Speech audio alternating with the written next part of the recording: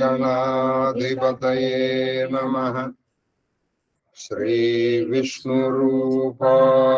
नमः शिवाय शिवाय गुरवे नमः। ॐ नमः चण्डिकाय नारायणं नमस्कृत्य नरं चैव नरोत्तमं देवीं सरस्वतीं व्यासं ततो जयमुदीरये। श्रीकृष्ण शरणं श्रीकृष्ण शरणं श्रीकृष्ण शरणं महादेव महादेव महादेव। శ్రీమదాంధ్ర మహాభారత ప్రవచన మహాయజ్ఞాంతర్భాగముగా 588వ రోజు ప్రవచనం శ్రీమదాంధ్ర మహాభారతంలోని 13వ పర్వము శాంతి సప్తకములోని ద్వితీయ పర్వమైనటువంటి ఆనుశాసక పర్వములో చతుర్థ ఆశ్వాసము పేజీ నంబరు 546 పేజీ నంబర్ 546 208 కంద పద్యం. చాలా ఇది పరమలోతైనటువంటి విషయం. మీకు నేను ముందరే మనవి చేసుకున్నాను. ఎందుకంటే ఇద్దరు వ్యక్తులు, వాళ్ళు మామూలు వాళ్ళు కాదా, సాక్షాత్తు యోగీశ్వరీశ్వరుడు, ఇది పరమ మహేశ్వరుడు మహాదేవుడు. ఇక యోగము ఒక మూర్తీభవించిన యోగం, మూర్తీభవించిన యోగము ఆయన. కాబట్టి ఇటువంటి వాళ్ళు మాట్లాడుకునేటువంటి విషయాలు చాలా గంభీరంగా ఉంటాయి. మీకు ఒక చిన్న పుస్తకం పేరు చెప్తాను, ఇప్పుడే చెప్పచ్చు, మీ అటెంటివ్నెస్ పరీక్ష కోసం చెప్తున్నాను. 8 నుంచి 8:05 లోపల మీరు నాకు గుర్తు చేస్తే చెప్తాను. అందులో సంస్కృత వాక్యాన్ని మీకు నేను తెలుగులో చెప్తాను. వాక్య అర్థం మీకు అర్థమైపోతుంది, అసలు వాడు ఏం చెప్పాడో మీకు అర్థం కాదు. అది just to check your attentiveness అని. అది కాబట్టి 8:05 దాటిన తర్వాత మీరు అడిగారు అనుకోండి నేను చెప్పను. 8 బిఫోర్ మీరు చెప్పారు అనుకోండి నేను చెప్పను. నేను ఇక్కడ టైం చూస్తూ ఉంటాను. అమ్మ మీరు చూడాలి ఎవరిని అడిగినప్పుడు, సరేనా? ఇప్పుడు ఒక చాలా పరమ గంభీరమైనటువంటి విషయాలు ఇవన్నీ, ఏం సామాన్యమైన విషయాలు ఏంటి. ఎందుకంటే ఇందులో యోగము, సాంఖ్యము, దర్శనము, తత్వము, న్యాయము, తర్వాత జీవ బ్రహ్మైక్య సార యోగము చెప్తున్నారు. ఇక్కడ ఇన్ని విషయాల్ని కలబోశారు. కాబట్టి అది ఎంత గంభీరంగా ఉంటుంది, ఎంత లోతుగా ఉంటుంది. కాబట్టి ఇది మళ్ళీ మళ్ళీ మళ్ళీ మళ్ళీ మళ్ళీ మళ్ళీ వినగా భగవత్ కృపతో నీలో ఒక స్పార్క్, ఒక మెరుపు మెరుస్తుంది ఇది వింటే. అందుకని చాలా జాగ్రత్తగా రాశారు తిక్కన గారు. తిక్కన గారి చేత ఇది ఆంధ్రీకరింపబడటం అనేది మన అదృష్టం. కారణం ఏంటో చెప్తాను. ఈయన భారతము యజ్ఞం చేసిన తర్వాత రాశారు. యజ్ఞానికి పూర్వం ఈయనంత రాశారు. నిర్వచనోత్తర రామాయణం అని రాశారు. అది యజ్ఞానికి పూర్వం. కానీ ఇప్పుడు యజ్ఞం చేసిన తర్వాత రాశారు. కాబట్టి ఆయనలో ఆ పరిణతికి మీకు సుస్పష్టంగా కనిపిస్తుంది. లేకపోతే ఇంత లోతైన విషయం ఇప్పుడు సనత్ సుజాతని ఎగరగొట్టేసినట్టు అనేక ఆధ్యాత్మ విషయములు సనత్ కుమారుడు శ్రీ మహాదేవునికి చెప్పాను అని ఒక మాటతో రాసి పారేసి రాయలే ఆయన. ఎందుకంటే ఇది తెలుసుకోవాల్సినటువంటి విషయం. అది ఏముందండి, ఈ అనుశాసక పర్వంలో ఈ కాస్త అయిపోయింది అనుకోండి, మిగతా ఏంటది కథ. కథలో మనం పెద్ద సాధించేదంటూ ఏం లేదండి. అది కొంచెం కష్టమైన ఇష్టంగా దీన్ని భరించడమే మనకి శ్రేష్టం. అప్పుడు అది మనకి తుష్టిని, పుష్టిని, సంతుష్టిని ఇస్తుంది. సరే, చెప్పదు కందపద్యం. కందపద్యం. కుడిచిన ఎప్పుడ ఆ యోగము తొడగుటయను వలదు. కుడిచిన ఎప్పుడ యోగము తొడగుట వలదు చెప్పేశారు. అయినా నువ్వు యోగాభ్యాసము అన్నము తిన్న తర్వాత చెయ్యొద్దు. కాబట్టి యోగాభ్యాసానికి సరైన సమయం బ్రాహ్మీ ముహూర్తం, అది సరైన సమయం. తర్వాత మనసు తూలకయుండన్ మనసు తూలకయుండన్ మృడా వినుము బుద్ధి కొని మృడా వినుము బుద్ధి కొని ఎక్కుడు నిష్ట వలయుదాని కుదింపగన్. నువ్వేం చేయాలి అంటే, ఓ మృడా, ఓ మహాదేవా, నువ్వు మనస్సుని కదల్చకుండా బుద్ధిలో పెట్టే. మనం చాలా సార్లు చెప్తున్నాం, మనస్సు అంటే ఏమిటి? ఇది సంకల్పం, వికల్పం, చేద్దాం వద్దా చేద్దాం, బుద్ధి నిశ్చయం. అంటే మనస్సుని బుద్ధిలో a square peg does not fit in a round hole, దాన్ని ఫిట్ చేసే కదలకండి. దీన్నే అమనస్క స్థితి అంటారు. అంటే మనోలయం. దానికి ముందర మార్గం ఏంటంటే, ముందర ఆసన శుద్ధి. కొంతవరకు నువ్వు ప్రాక్టీస్ చేయాలి. అంటే యోగము యవ్వనంలో ఉండంగా చేయవలసినటువంటి విషయాలు. నువ్వు మంచి ఇది వచ్చేసి నువ్వు పడిపోతున్నా అంటే అప్పుడు కుదరదు. తర్వాత సందపద్యం. అది గుదిసిన విజ్ఞానము కదలక, అది గుదిసిన అంటే ఈ మనస్సు బుద్ధిలో బాగా విలీనమైపోతుంది, అంటే బాగా ఫిట్ అయిపోతుంది. అప్పుడు విజ్ఞానం కలుగుతుంది. అంటే నీలో జ్ఞానోదయం అవుతుంది. విజ్ఞానము కదలక నిర్వాత దీపకాంతియు బోలే, నిర్వాత దీపకాంతయు. అప్పుడు నీ మనస్సు ఎలా ఉంటుందంటే, గాలి లేని చోట పెట్టిన దీపములాగా అలా వెలుగుతుంది. ఇప్పుడు గాలి ఉంటే గాని దీపం వెలగదు. ఇది విచిత్రమైన విషయం చూడండి. అవునా కదా? గాలి లేని చోట దీపం అంటారు, కానీ అంటే ఏ గాలి? దీపాన్ని ఆర్పేంత గాలి ఉండకూడదు. ఇప్పుడు ఇక్కడ పెట్టావు, ఇక్కడ గాలి వేయట్లేదు, అప్పుడు దీపం అలా కదిలి వేస్తుంది. అదే గాలి వేస్తే దీపం ఇట్లా కదిలిపోతుంది. ఇప్పుడు నీ మనసు కదిలినంత వరకు నువ్వు ధ్యానం చేస్తుంటావు, వెంటనే అక్కడికి వెళ్తుంది నీ మనసు, ఇక్కడికి వెళ్తుంది, అక్కడికి వెళ్తుంది. మనసు ఎప్పుడైతే బుద్ధిలో ఉంటుందో నిశ్చలమైపోతుంది. ఆ నిశ్చలమైనటువంటి మనస్సుతో అప్పుడు ధ్యానం చేయాలంటే, అది గాలి లేని చోట దీపం అంటే వెలుగుకి ఎంత అవసరమో, అంటే ఆక్సిజన్ ఎంతవరకు అవసరం అంత గాలి కావాలి. మళ్ళీ దాన్ని కదిపే గాలి కాకూడదు. పొదలను చిత్తంబు ఉపల దశ సంప్రాప్తి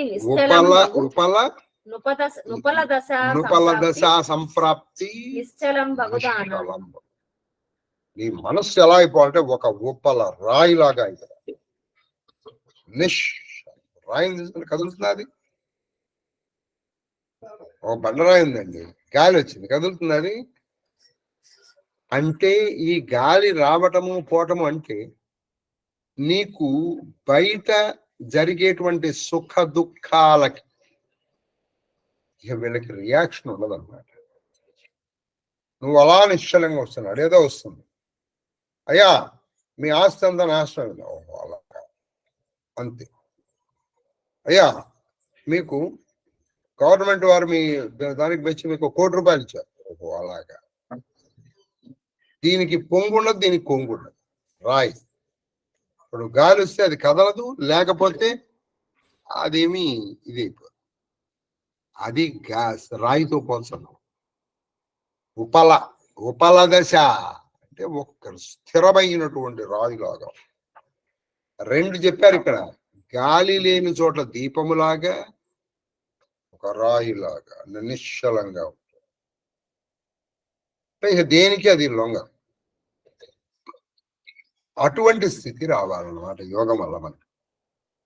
తర్వాత తేటగీతి తేటగీతి అనగా అన్నాక నిర్జన నిశ్శబ్దమైన ఎట్టి చోటు అది నీకు అందుకని ఏం చేయాలి? నిర్జన నిశ్శబ్దమైనటువంటి చోటును హృదయస్థుడగు దేవు చూచు హృదయస్థుడగు దేవు చూచు పనికి వలయి. పనికి వలయి. నీ నీ హృదయంలోనే ఉన్నాడు. భగవద్గీతలో చెప్పాడు. ఎక్కడున్నారంటే హృద్దేశ అర్జున తిష్టతి. ఎక్కడ? నీ హృదయంలో ఉన్నాడు. ఈ హృదయం అంటే ఎక్కడది? ఇప్పుడు చూడండి, your biological heart is different from your spiritual heart. Biological గా మనం ఏం చెప్తాం? ఎడం వైపున ఉంటుంది, కానీ హృదయము ఇక్కడ ఉంటుంది, దేహ మధ్యంలో. సార్ అదే అసలు నేను అంటే. ఇప్పుడు నువ్వు చూడండి, ఎప్పుడైనా ఎవరు చేశారు ఈ పని? నేను సార్. ఆ నేను అన్నప్పుడు ఇక్కడ కొట్టుకుంటావు. ఇప్పుడు నువ్వు కదా మొత్తం శరీరం అంతా నీదేగా. నేనే చేశానండి అని ఇలా అనుకోవే, నేనే చేశానని ఇలా అనుకోవే. ఒక కాళ్ళుని గాని, వీపుని గాని, తలని గాని, మెడని గాని, మరే ఇతర ప్రదేశాన్ని గాని నేను అంటలేదు. ఆ నేను అనేది ఎక్కడుందంటే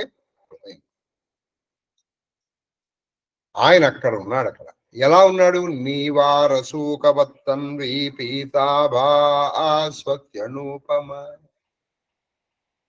హృదయాంతర్వర్తి ప్రతి వాళ్ళలోనూ ఉన్నాడు. ఆయన్ని చూడాలి. ఎక్కడ నువ్వు చూడగలుగుతావు ఆయన్ని? నిర్జనమైన నిశ్శబ్దం. అక్కడ జనులు ఉండకూడదు, నిశ్శబ్దం. అందుకని వెళ్ళిపోయేవాళ్ళు. ఎందుకండి వీళ్ళు ఉంటే ఏమవుతుంది అంటే చెప్తున్నారు. వీళ్ళు ఉన్నారు, మీకు నిన్న చెప్పాను. ఎవరో ఎగ్జాంపుల్ వరకు అవుతుంది, నా ఎగ్జాంపులే చెప్పాను. ఏదో కొమ్మ కూర్చున్నాం, చక్కగా ధ్యానం కుదురుకుంటున్నట్టుగా ఉంది అనుకుందాం. ఉన్నట్టుండి ఓ అది మనగా అనుకుంది. వెంటనే ఏమైంది నీ ధ్యానం? పడిపోయి. ఓ అలా అయిందా? అయ్యో జాగ్రత్తగా చూడాలి కదరమ్మా అని అంటారు. లేకపోతే మనకు సలహా పారేస్తాం, వాళ్ళ అమ్మనో వాళ్ళ నాన్ననో వాళ్ళ నాన్నమ్మనో, అలా చూసుకోవద్దు అని చెప్పేది నేను మళ్ళీ కూర్చున్నా. ఇప్పుడు నువ్వు తిప్పుతూ ఉంటావు, కానీ మాల నీ లోపల ఇది నడుస్తూ ఉంటుంది. ఇంకా నయం కింద పడి ఉంటే ఏమైపోయి ఉండదు. మాల తిరుగుతోంది, మనసు అక్కడ తిరుగుతోంది. కాబట్టి నీకు ముక్తి ఎలా వస్తుంది? కాబట్టి నువ్వు దీన్ని వదలాలి. అందుకని అది నిశ్శబ్దం, నిర్జనం కూడా ఉండాలి. జనం చేస్తున్నావు, ఎవరో వచ్చారు, వీడు వచ్చింది, వీడి గొంతు ఎక్కడో విన్నట్టుందే అని మనసులో జరుగుతుంది. ఇక్కడ ఇది జరుగుతుంది. శ్రీరామ రామ రామ శ్రీరామ రామ రామ శ్రీరామ రామ. ఆహా అయినా ఇప్పుడు నీకు గుర్తొచ్చింది, కాశీలో కలిశాడు కదూ అని. పోయి మనం అంతకంటే నువ్వు పోయి ఆపేసి ఏం సార్ వచ్చారా, బాగున్నారా అని పలకరించి ఆయన పంపించేసి నువ్వు చూసుకోవడం బెటర్. అప్పుడు నీకు మనసులో నడుస్తుంటుంది, ఈయన ఎప్పుడు వచ్చాడో, పాపం ఎలా వచ్చాడో, ఇవన్నీ నడుస్తాయి. ఇది జరుగుతుంటుంది.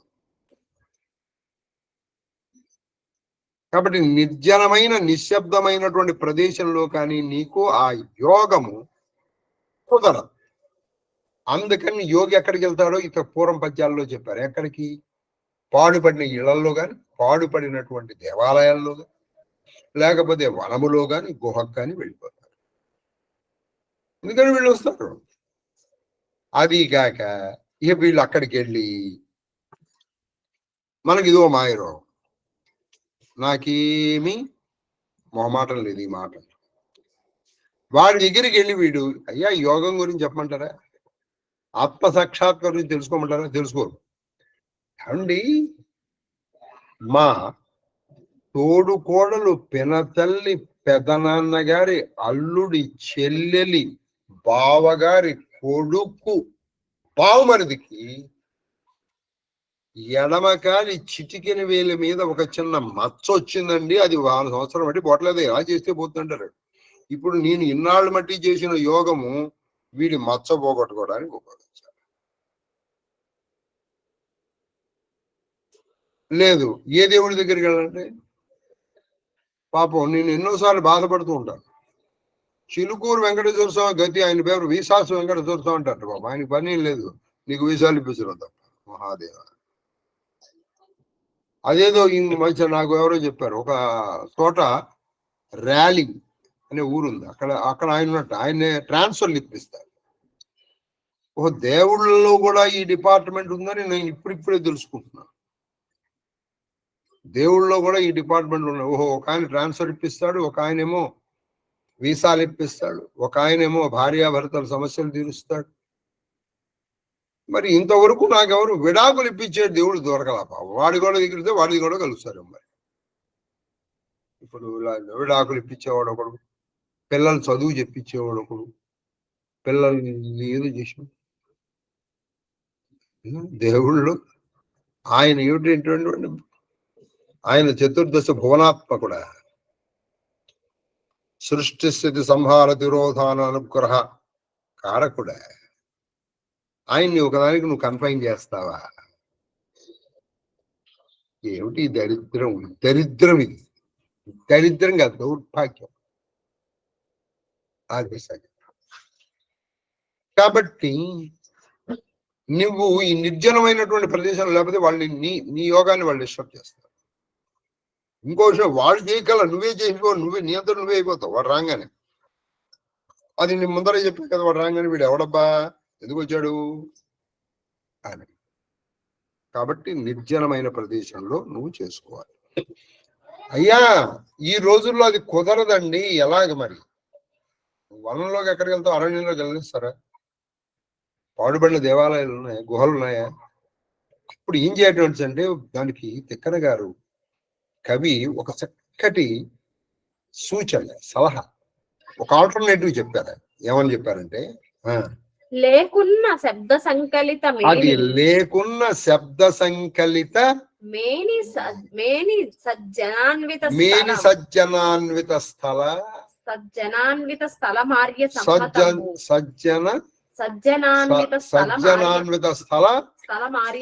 మార్య సమ్మతము. ఆర్యులు ఒప్పుకుంటారయ్యా అటువంటి ప్రదేశంలో. ఎటువంటి ప్రదేశాలు? ఒకటి నిశ్శబ్దము నిర్జనమైన ప్రదేశం లేదు. అప్పుడు ఏం చేయాలి? సజ్జనులు ఉన్న ప్రదేశం. నువ్వు సజ్జనులు ఉన్న ప్రదేశానికి వెళ్ళావు అనుకో, అక్కడ ఏం జరుగుతుంది? వాళ్ళు అక్కడ మాటలు వినిపిస్తాయి నీకు, కానీ ఏం వినిపిస్తాయి? తిరుమల వెళ్ళావు, నీకు ఏం వినిపిస్తుంది? గోవిందా గోవింద గోవింద గోవింద్, ఇదేగా. అయితే ఈ మధ్య కాలంలో నేను తిరుమల కొండ ఎక్కానండి, నా ఎక్స్పీరియన్స్ చెప్తాను. తిరుమల కొండ నేను మొట్టమొదట మెట్టు ఎక్కి నుంచి ఆఖరి మెట్టు వరకు నాకు ఒకటే అనౌన్స్మెంట్ ఇప్పించాను. నేను చెప్పేది అబద్ధం అనుకుంటే నాతో పాటు ఎక్కిన రాంభట్ల మాస్టర్ ఉన్నారు, దుడ్డు వెంకటరత్నం గారు ఉన్నారు, దుడ్డు నాగమణి. సరే ఈవిడ ఎలాగో ఉంది, వీళ్ళని అడగండి నేను అబద్ధం చెప్పాను అని మీరు అనుకుంటే. ఏమిటి? ఈ రోజుకి మన మెట్ల దారిలో వచ్చేటువంటి వాళ్ళ కూపన్స్ అయిపోయినాయి. మిగతా వాళ్ళకి వైకుంఠం కాంప్లెక్స్ 4 నుంచి ప్రవేశం ఉంది. ఇది యాత్రికులు గమనించవలెను. ఇది ఇంగ్లీషు, హిందీ, తెలుగు, తమిళ్, కన్నడ. గోవింద కూడా లేదు. అయితే ఒక్కటే వాళ్ళు చేసిన పని అంటే అంత లాస్ట్కి అయిపోయిన తర్వాత ఓం నమో వెంకటేశాయ అంట. మీరు గట్టిగా ప్రాక్టీస్ చేస్తే ఈ 5 భాషల్లో చెప్పేయచ్చు మీరు. నాట్ లెస్ దాన్ 1000 టైమ్స్ అండి, అన్ని భాషలు ఇదే మాట. ఈ రోజుకి ఇవ్వాల్సిన ఈ కూపన్స్ అయిపోయినాయి. ఈ కూపన్స్ ఉన్నటువంటి వాళ్ళు Vaikuntham queue complex number so మిగతా వాళ్ళు ఇదే భాష. ఆఖరి మెట్టు ఎక్కేవారు. సో ఆగింది అనుకున్నాను. తిరుమలలో కూడా ఇదే. నేను ఉన్నంతసేపు నేను దర్శనానికి వెళ్ళలేకపోయాను, ఇదే అనౌన్స్.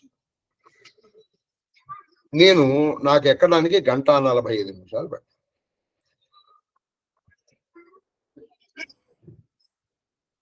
కాబట్టి అక్కడ ఉన్నటువంటి ప్రదేశాల్లో ఎందుకు చెప్తున్నా అంటే, ఇది గోవిందా గోవిందా గోవిందా గోవిందా అనేటప్పటికి నీకేం జరుగుతుంది? భగవన్నామమే జరుగుతుంది కానీ పర్వాలేదు. అందుకే సజ్జనుల గోష్ఠిలో అప్పుడు నీకు అదే వినిపిస్తుంది, నీకు ఆ మాటలే వినిపిస్తాయి. ఆ జనులే ఉంటారు కాబట్టి నీ యోగానికి భంగము రాకపోవచ్చు అని చెప్పారు. ఉన్నావా నిర్జన నిశ్శబ్దం, లేదా సజ్జనులు సత్శబ్దం. సత్శబ్దం అంటే మంచి మాట వినపడాలి. తర్వాత కందపద్యం. విను తమము నిస్తమము, విను తమము నిస్తమము, చేతనారహిత చేతన, చేతనారహిత చేతన, సుధామయత చేతన సుధామయ, సుధామయత స్థాన, సుధామయత స్థాన నిరూఢమునగు నిరూఢమునగు తత్వము, కను నిన్నియు కలుగు యోగి కరుణామూర్తి. యోగి పరమ కరుణామూర్తి. ఆయన రెండు చూస్తాడు. ఏమిటి? తమము నిస్తమము, చేతన రహితము చేతనత్వము. ఇప్పుడు తమము అంటే చీకటి, అంటే అజ్ఞానం. నిస్తమము అంటే చీకటి లేకపోవటం, అంటే వెలుగు.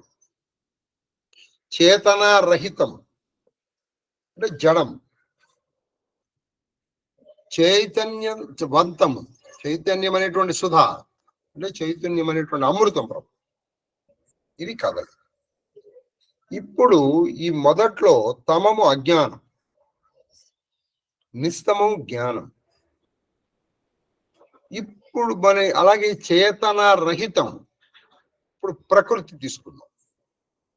మీ ప్రకృతిలో 23 తత్వాలు తీసుకుందాం. అవి ఏమిటో మనం చాలాసార్లు చెప్పుకున్నాం. పంచభూతములు, పంచ జ్ఞానేంద్రియములు, పంచ కర్మేంద్రియములు, ఇవి జడములు. సహజంగా వాటికి ఏమి లేవు, నీ మనోబుద్ధి అహంకారములతో. కాబట్టి ప్రకృతి ఏమిటి? జడం.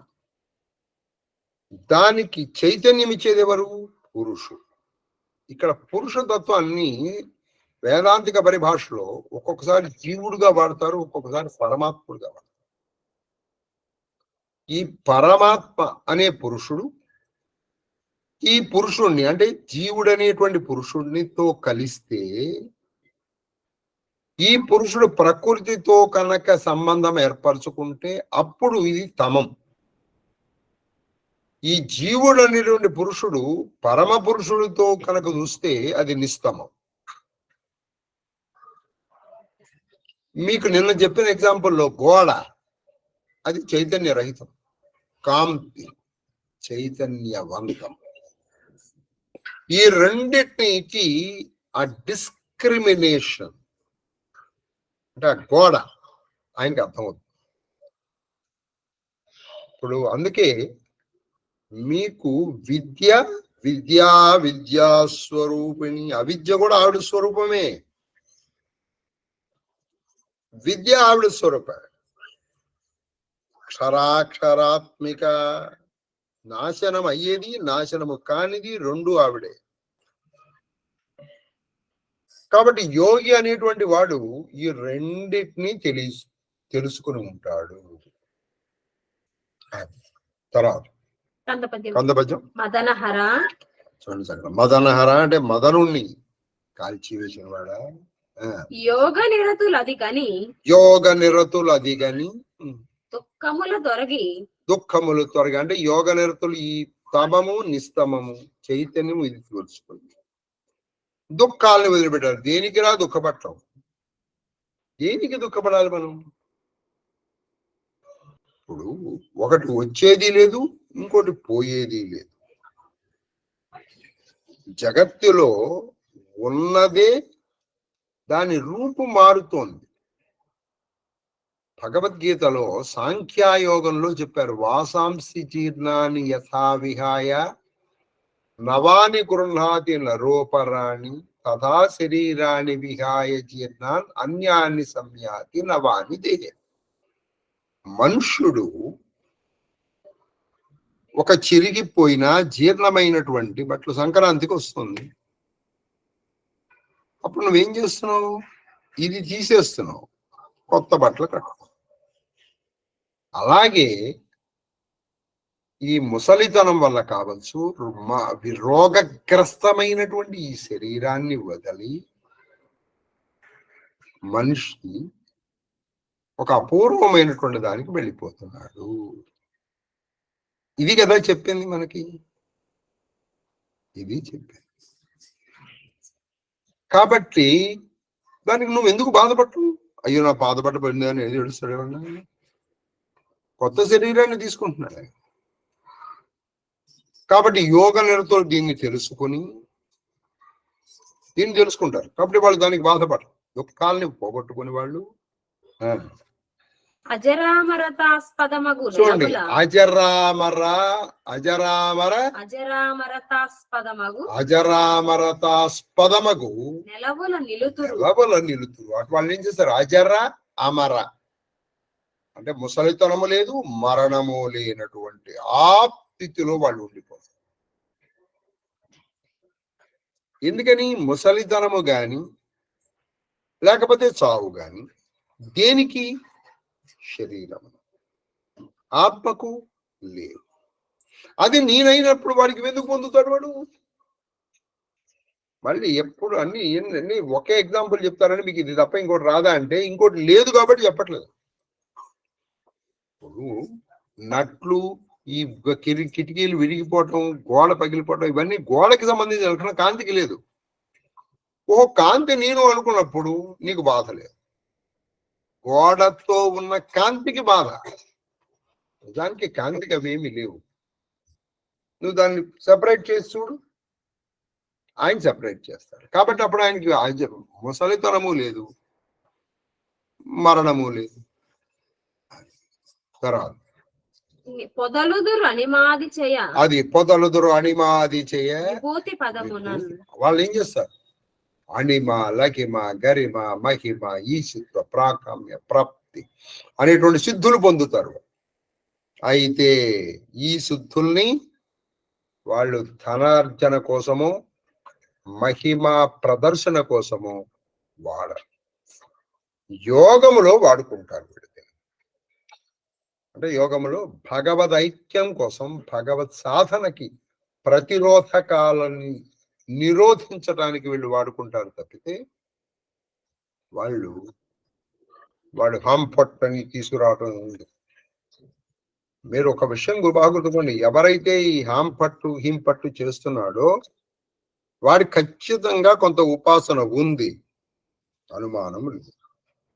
కానీ గుర్తుపెట్టుకోండి, వాడు ఈ ప్రతిసారి ప్రతి పట్టు కల్లా వాడి ఉపాసన పట్టు అయిపోతుంది. నేను పేరు చెప్పడం ఎందుకు లేని నేను చెప్పట్లే, కానీ నా శిష్యుల్లో ఒక శిష్యుడు, ఇదిగో గురువు గారి దగ్గరికి మనము పర్సనల్ ప్రాబ్లమ్స్ తో వెళ్ళకూడదు. ఎందుకంటే ఆయన ఇప్పటికే అందరూ ఏవో పర్సనల్ ప్రాబ్లమ్స్ తో ఆయన చంపేస్తారు. మనం వెళ్ళద్దు, మన సమస్యను మనం తెలుసుకుందాం అన్నట్టు తన భార్యతో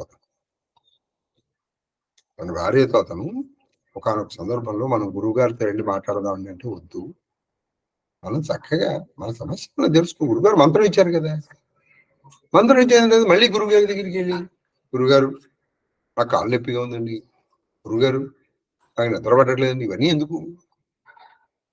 నేను అతన్ని మనస్ఫూర్తిగా దీవించాను. అంటే మిగతా వాళ్ళని దీవించట్లేదా అంటే, మీరు ఖచ్చితంగా గురువుతో మాట్లాడాల్సిన విషయాలు ఇవి కావు. గురువుతో మీరు మాట్లాడాల్సిన విషయాలు ఇవి కావు. పైగా ఎటువంటి లౌకికమైనటువంటి విషయాలు మాట్లాడకూడదు. పారలౌకికమైనటువంటి గురువు దొరికినప్పుడు ఇంకా మీరు అవే మాట్లాడుతున్నారంటే అర్థం ఏంటంటే అసలు మీలో పరిణితి రాలేదని దాని అంత మంత్రం చేయడానికి కూడా మీరు అర్హులు కారని దాని అర్థం. మీరు ఎవరన్నా నొచ్చుకున్నా నేను చేయగలిగింది ఏమి లేదు. తర్వాత అందుకే నేను ఆయన పేరు చెప్పాలి, ఎందుకంటే చెప్తే మళ్ళీ ఈయనకి ఆయన అంటే ఇష్టం అని మీరు ముందర ఆ నిర్ణయానికి వస్తారు. ఎందుకు వచ్చి అని మరియును యక్ష గంధర్వ సిద్ధ సాధ్యాది భూతకోటి కంటెను మిగిలి యోగులు నిజేచ్ఛ పరగుదురు. ఏమయ్యా యోగు ఎటువంటి వాడు? ఇప్పుడు ఇందాకే యోగి లక్షణాలు చెప్పాను మనం. ఆయన తమము నిస్తమము, చేతనరహితము చేతనత్వము ఉండి నిర్జన ప్రదేశంలో, నిశ్శబ్దమైన ప్రదేశంలో, లేదా సజ్జనులు ఉండే ప్రదేశంలో యోగాన్ని అభ్యసిస్తూ అజరము అమరమైనటువంటి పదముని చేరుకుంటాడు కదా అతను. ఆయన ఎటువంటి పదాన్ని చేరుకుంటా అంటే ఎటువంటి పదవి, ఎటువంటి స్థితికి వెళ్ళిపోతాడంటే ఆయన వెళ్ళిన స్థితికి దేవతలు కూడా వెళ్ళలేరు. వీళ్ళందరూ దేవతాగణాలు. ఎవరు? యక్ష, సిద్ధ, సాధ్య, ఆది అని చెప్పేశారు. మిగతా దేవతాగణాలు కూడా చేరుకోలేనటువంటి ఉన్నతమైనటువంటి లోకాలకు ఈ యోగి చేరుకుంటాడు. నిజేచ్ఛపరుడు. వాళ్ళు కూడా వెళ్ళలేనటువంటి లోకాలకి వీళ్ళు వెళ్ళగలరు. అక్కడ స్థిర నివాసం ఏర్పరచుకోగలరు. పరమానందంగా ఉంటారు అని చెబుతూ, నాయనా నీకు మాట చెప్పనా అన్నాడు సనత్ కుమారుడు మహాదేవుడితో. ఏమిటో తెలుసా? నిజేచ్ఛ పరుగుదురు భవ్యయోగ తత్పరుల మేమునిట్టులగుట యోగీశ ఎరుగు పని. నీకు తెలిసిందేనయ్యా. మేము మాలాంటి వాడు. ఇదేదో అహంకారంతోనూ గర్వంతోనూ చెప్పినది కాదు, ఒక ప్రమాణపూర్వకముగా చెప్పింది. నీకు తెలుసుగా, నేను మా మిగతా నా సహజన్ముడు, ఆ తర్వాత వాళ్ళ పేర్లు చెప్పారు. సనత్ సుజాతుడు, సనందుడు, సనత్ కుమారుడు. ఇప్పుడు ప్రస్తుతం సనత్ కుమారుతో ఈయన మాట్లాడుతున్నాడు. వీళ్ళు నలుగురు: సనందుడు, సనత్ సుజాతుడు, సనత్ కుమారుడు, తర్వాత సనకుడు. వాళ్ళు మేమందరం అటువంటి వాళ్ళవి. ఎటువంటి వాళ్ళు? ఇప్పుడు మీరు అసలు రామాయణం ఎందుకు వచ్చింది? భాగవతం ఎందుకు వచ్చింది? వీళ్ళ మూలంగానే కదండి. వీళ్ళు ఎక్కడికి వైకుంఠానికి వెళ్ళారు. ఆ జయ విజయులు అడ్డు పెట్టారు. చెప్పండిరా మీరు, మమ్మల్ని మీరు అడ్డు పెట్టే స్థితి మీది అని చెప్పించారు.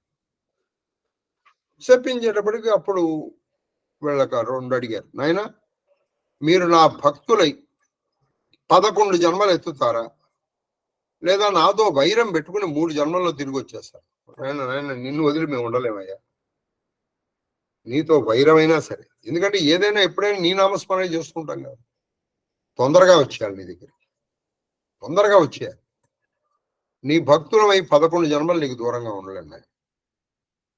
అందుకే వాళ్ళు మొదటి జన్మలో రావణ కుంభకర్ణాదులుగా, రెండవ జన్మలో వాళ్ళు మొదటి జన్మలో హిరణ్యాక్ష హిరణ్యకశిపులుగా. చూడండి, అందుకే వాళ్ళది డైల్యూట్ అవుతూ వచ్చింది వాళ్ళ పాపం.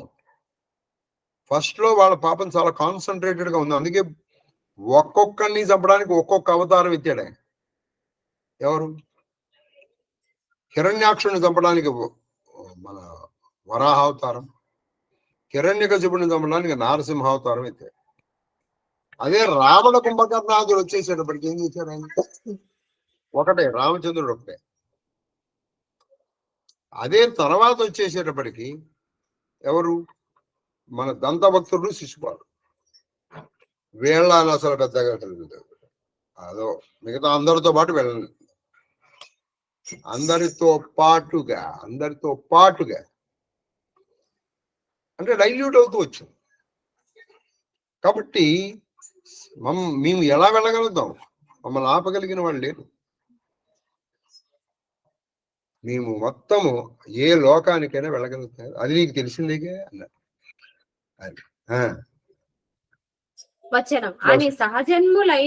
అది ఆయన సహజన్ములైన వాళ్ళ పేరు నానే కాదు, నాలాంటి వాళ్ళందరూ సహజన్ములైన సనకుడు, సనత్ సుజాత, సనందుల తలపించిన వాడై వాళ్ళ గురించి చెప్పి వెండి ఇంకా ఇలా చెప్తున్నారు. ఇంకా తేటగీత యోగ ధర్మంబు కంటెను ఉత్తమంబు కలుగనేరదు ధర్మమొక్కటి. ఆయన యోగ ధర్మాన్ని మించిన ధర్మము ఇంకోటి లేదు. యోగ ధర్మమును మించిన ధర్మం ఇంకొకటి లేదు చెప్పేశారు. అంటే ఇదే అల్టిమేట్. యోగము అంటే కలయిక. ఏమిటి కలయిక? జీవాత్మ పరమాత్మలో కలయిక. కలయిక అంటే జీవాత్మ పరమాత్మ నేను రెండు చెప్పాను, రెండు లేవు. తెలుసుకోవటమే. ఆ తెలుసుకోవటం అంతే. తెలుసుకోనంత వరకు అది జీవాత్మ, తెలుసుకుంటే ఆ జీవాత్మ పరమాత్మ. ఇంతే. తెలుసుకోనంత వరకు ఒక కప్పు వేసి ఉంది, కప్పు ఉన్నంత వరకు ఇది ఏదో అనుకుంటున్నాం, కప్పు తీసి ఓ ఇదని తెలిసిపోయింది. కాబట్టి జీవాత్మ పరమాత్మ అంటే మళ్ళీ రెండు లేవు. ఈ రెండు చెప్పేది ద్వైతం. కాబట్టి ద్వైతం కాదు, ఎప్పుడు మనది అద్వైతం.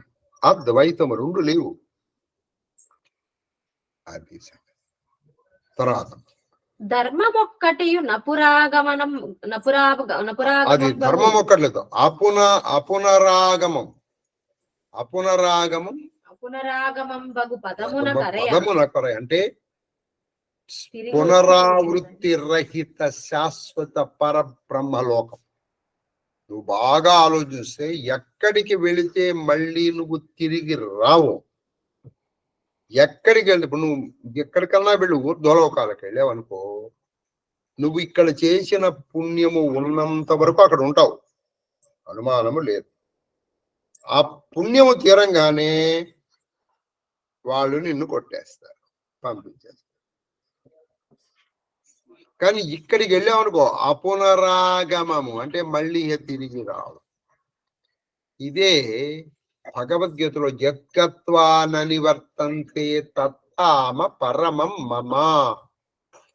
యద్గత్వా ఎక్కడికి నువ్వు వెళితే, యద్గత్వా నివర్తంతే ఇక మళ్ళీ తిరిగి రావో, తద్ధామ ఆ నిలయము, పరమం మమ పరమమైనటువంటి నా పదమని తెలుసుకో అర్జున అని భగవద్గీతలో చెప్పారు. ఇదే పునరావృత్తి రహిత శాశ్వత పరబ్రహ్మలోకము. ఇక నువ్వు తెలియవు. ఇప్పుడు మీరు కొంత భగవద్గీతలోకి వెళ్ళాలి. ఆ భగవద్గీతలో కూడా క్షేత్రజ్ఞ యోగానికి వెళ్ళాలి. క్షేత్రము క్షేత్రజ్ఞుని తెలుసుకోవటమే. క్షేత్రం అంటే శరీరమే క్షేత్రం. ఇదం శరీరం కౌంతేయ, శరీరమే క్షేత్రం. ఇందులో ఉన్నటువంటి వాడే క్షేత్రజ్ఞుడు. అదే 25, 26, 25, 26 అని మనం కొట్టు చూస్తున్నామే నిన్నటి నుంచి. ఈ ఈ క్షేత్రజ్ఞుడు నువ్వు తెలుసుకున్నావు అనుకో, కొంతమంది తెలుసుకోరు. మరి ప్రళయం వచ్చేసి అప్పుడు ఏమైపోయిందండి, మనం సాధించలేదు, ప్రళయం వచ్చేసి వాడు భగవంతుడు వీడు కలిసి కలవడు. వీడిని బీజంగా అట్టే పెట్టేస్తారు, బీజాలుగా అట్టే పెట్టేస్తారు. అట్టే పెట్టి ఏం చేస్తారు, ఈ బీజాలని మళ్ళీ సృష్టి ప్రారంభమైనప్పుడు వీడిని మళ్ళీ కింద పడేస్తారు. కాబట్టి నీకు జ్ఞానాదపి కైవల్యం, జ్ఞానం. అందుకే ఇది చాలా చాలా చాలా ముఖ్యం, కథల కంటే కూడా ముఖ్యమైనది. ఎందుకని, నువ్వు జ్ఞానం అర్థమైనా కాకపోయినా ఇలా వింటూ వింటూ వింటే ఏదైనా ఒక చిన్న మాట అర్థం కావచ్చు. జ్ఞానాదపి కైవల్యం. చివరికి ప్రళయకాలంలో వచ్చినా నువ్వు నశిస్తావు, నువ్వు బీజంగా ఉండిపోతావు. ఒక మాట చెప్తాను వినండి. బీజం ఉంది, ఆ బీజం ఎండిపోయింది అనుకోండి, తీసి అవతల పారేస్తాం. ఎండని బీజాలు ఏం చేస్తాడు, దాచుకొని మళ్ళీ వర్షాకాలంలో మళ్ళీ నాటుతాడు. మళ్ళీ అవి చెట్టు, మళ్ళీ పుట్టడం పెరగడం చావడం, పుట్టడం పెరగడం చావడం. ఇదే సత్యం. కాబట్టి ఎండిపోవాలి, అది సంగతి. బహుశా అందరూ పట్టుకుంటున్నారని అనుకుంటున్నాను.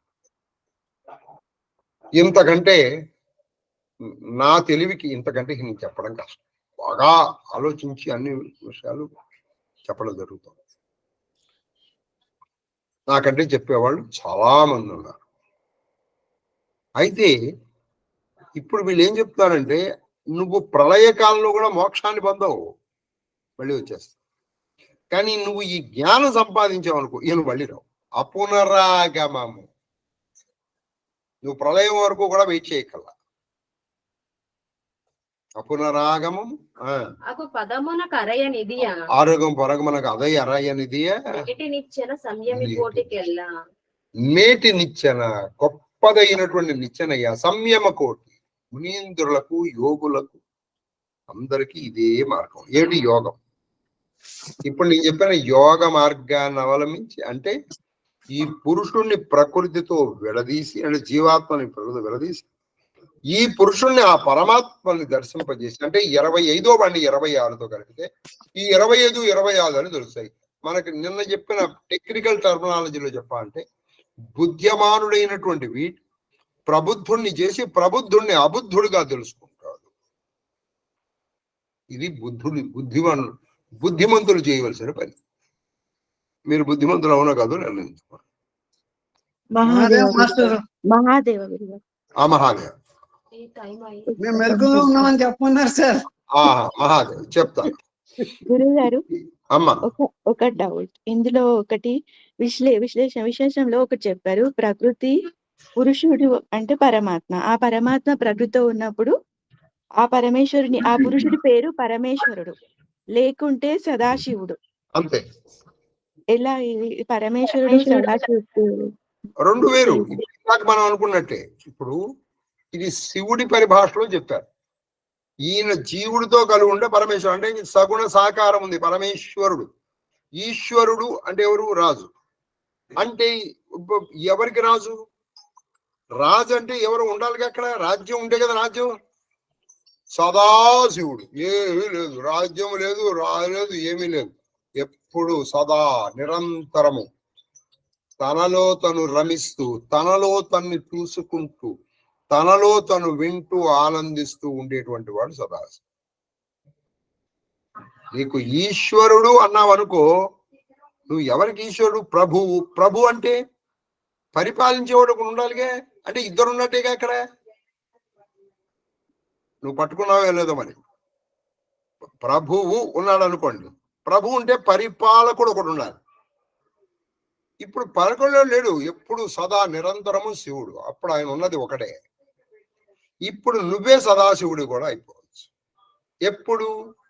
నువ్వు ఈ ప్రకృతితో సంబంధం పెట్టుకోకుండా ఈ పేరుతో గాని ఈ ఊరుతో గాని ఈ శరీరంతో గాని, శరీరమే నీది కాననుకుంటే శరీరంతో వచ్చిన బంధాలు, అది భర్త కావచ్చు, పిల్లలు కావచ్చు, ఇంకోటి కావచ్చు, ఎవరు నీ వాళ్ళు? అందుకే నారదుడి చరిత్ర తీసుకోండి. తల్లి చనిపోనంత వరకు చూశాడు. చనిపోవాలని నేను అనుకోలేదు, చనిపోయింది. ఉన్న బంధం ఒకటి తెగిపోయింది. ఉన్న ఒక్క బంధం తెగిపోయింది. ఫినిష్. హాయిగా ఆయన జపం చేసుకుంటూ పెట్టారు.